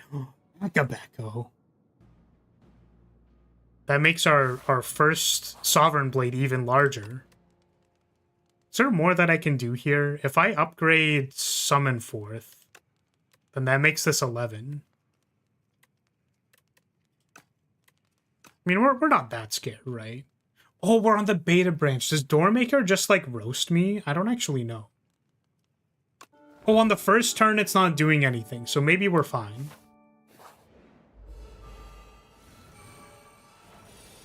Okay, the Smith, 3 times. Now, Bulwark, 3 times. Sweet. Incredible. We're at 177. We're going to parry. We're not going to use any attacks, because I don't think we need it. Here's a terraforming. Let's end our turn. That's like a 190. Oh, it's going to exhaust it, too. So what if we did like a... What is this? Scroll? Scroll is free? I don't know what this gives us. Nothing important. This is 588? I mean, Doormaker, I barely knew them. That was sweet. That was so sweet. What the? Just at the start, we just draw our entire deck. Smith 3 times. Here's this turn 2 588 blade. Get him. Just slap him. That's so funny. Oh, I'm so sorry, guys. I'm so sorry. I didn't... Okay, so this has happened before. I just want to mention this. I was really concerned... Okay, there's always a bit of a concern that I'm not funny. I do want to say that. There's always a bit... Listen, I understand. I get it. I understand that I'm not funny. Please don't type it in chat. Okay, so... Chat was not moving. And sometimes the memory on, like, my computer, I guess, or whatever, like, overloads, or maybe it's just internet browser memory or whatever. So chat breaks, and then it stops moving. So I thought just, like, literally nobody was here and everyone left. I'm gonna catch up in chat real quick. Why don't we finish the run and go to the title screen? Let me scroll. Yeah, scrolling actually fixes it, by the way. I just... If I don't notice it, then I don't see the chat messages. Okay. I love the little details. One of my characters has a tattoo of their friend's favorite floors to represent all the friendships they formed. Let's go. How many acts are there? There's 3. You gotta upgrade the Smith for the insane clip farm opportunity of one-shotting the boss on turn 1. Well, we one-shot it on turn 2 because we can't one-shot it on turn 1 because it's Doormaker. But we did get the one-shot. We did do that, actually. It was sweet. I love how multi-hit attacks will pause and wait for incoming enemies before they complete if they kill something. Yeah, that's if you do like a radiate on the bots, that bot fight where it has the axe dudes fly in. Yeah. Yeah, we did get them. We did in fact get them. That was sweet. That was awesome. We literally did the clip farm. I'm actually so happy about that. That's so awesome. Have confidence? No confidence. I think that's probably going to be it today. I think we've been live for a few hours. We did some good runs. And I need to go... I was going to say vodify them. Is that... We should go upload the runs that we won. Because I forget to upload them, and then I'm like, oh man, I'm such a goober. Because the problem with the live runs... It's not really a problem, I guess, but it's like, I'll go on a tangent for like 20 minutes, and the thing is, I don't actually know if people are interested in the 20-minute tangents when I re-upload them. You know what I mean? So I get the sense that I want to like cut some of them if they're like too long and completely off topic. Like talking about my model, for example, like I don't know if people care about that. So like if they're clicking on a video for a Regent run, I don't know if they wanted to deal with 10 minutes of me thirsting over Flaris' thighs, you know what I mean? So I do need to actually, like, go back through the runs and watch them kind of, sort of. Better to know where the pauses are before I forget about them and then need to re-upload them later. Okay, so that's going to be it for today. If you're still here, I'm going to say, hey, thank you so much for watching. Thank you for being here. I appreciate your support as always. And I will see you all next time. See you later. Goodbye. What on earth did I space back into? Not me talking about Flaris' thighs. Don't worry about it. Okay, bye. Bye.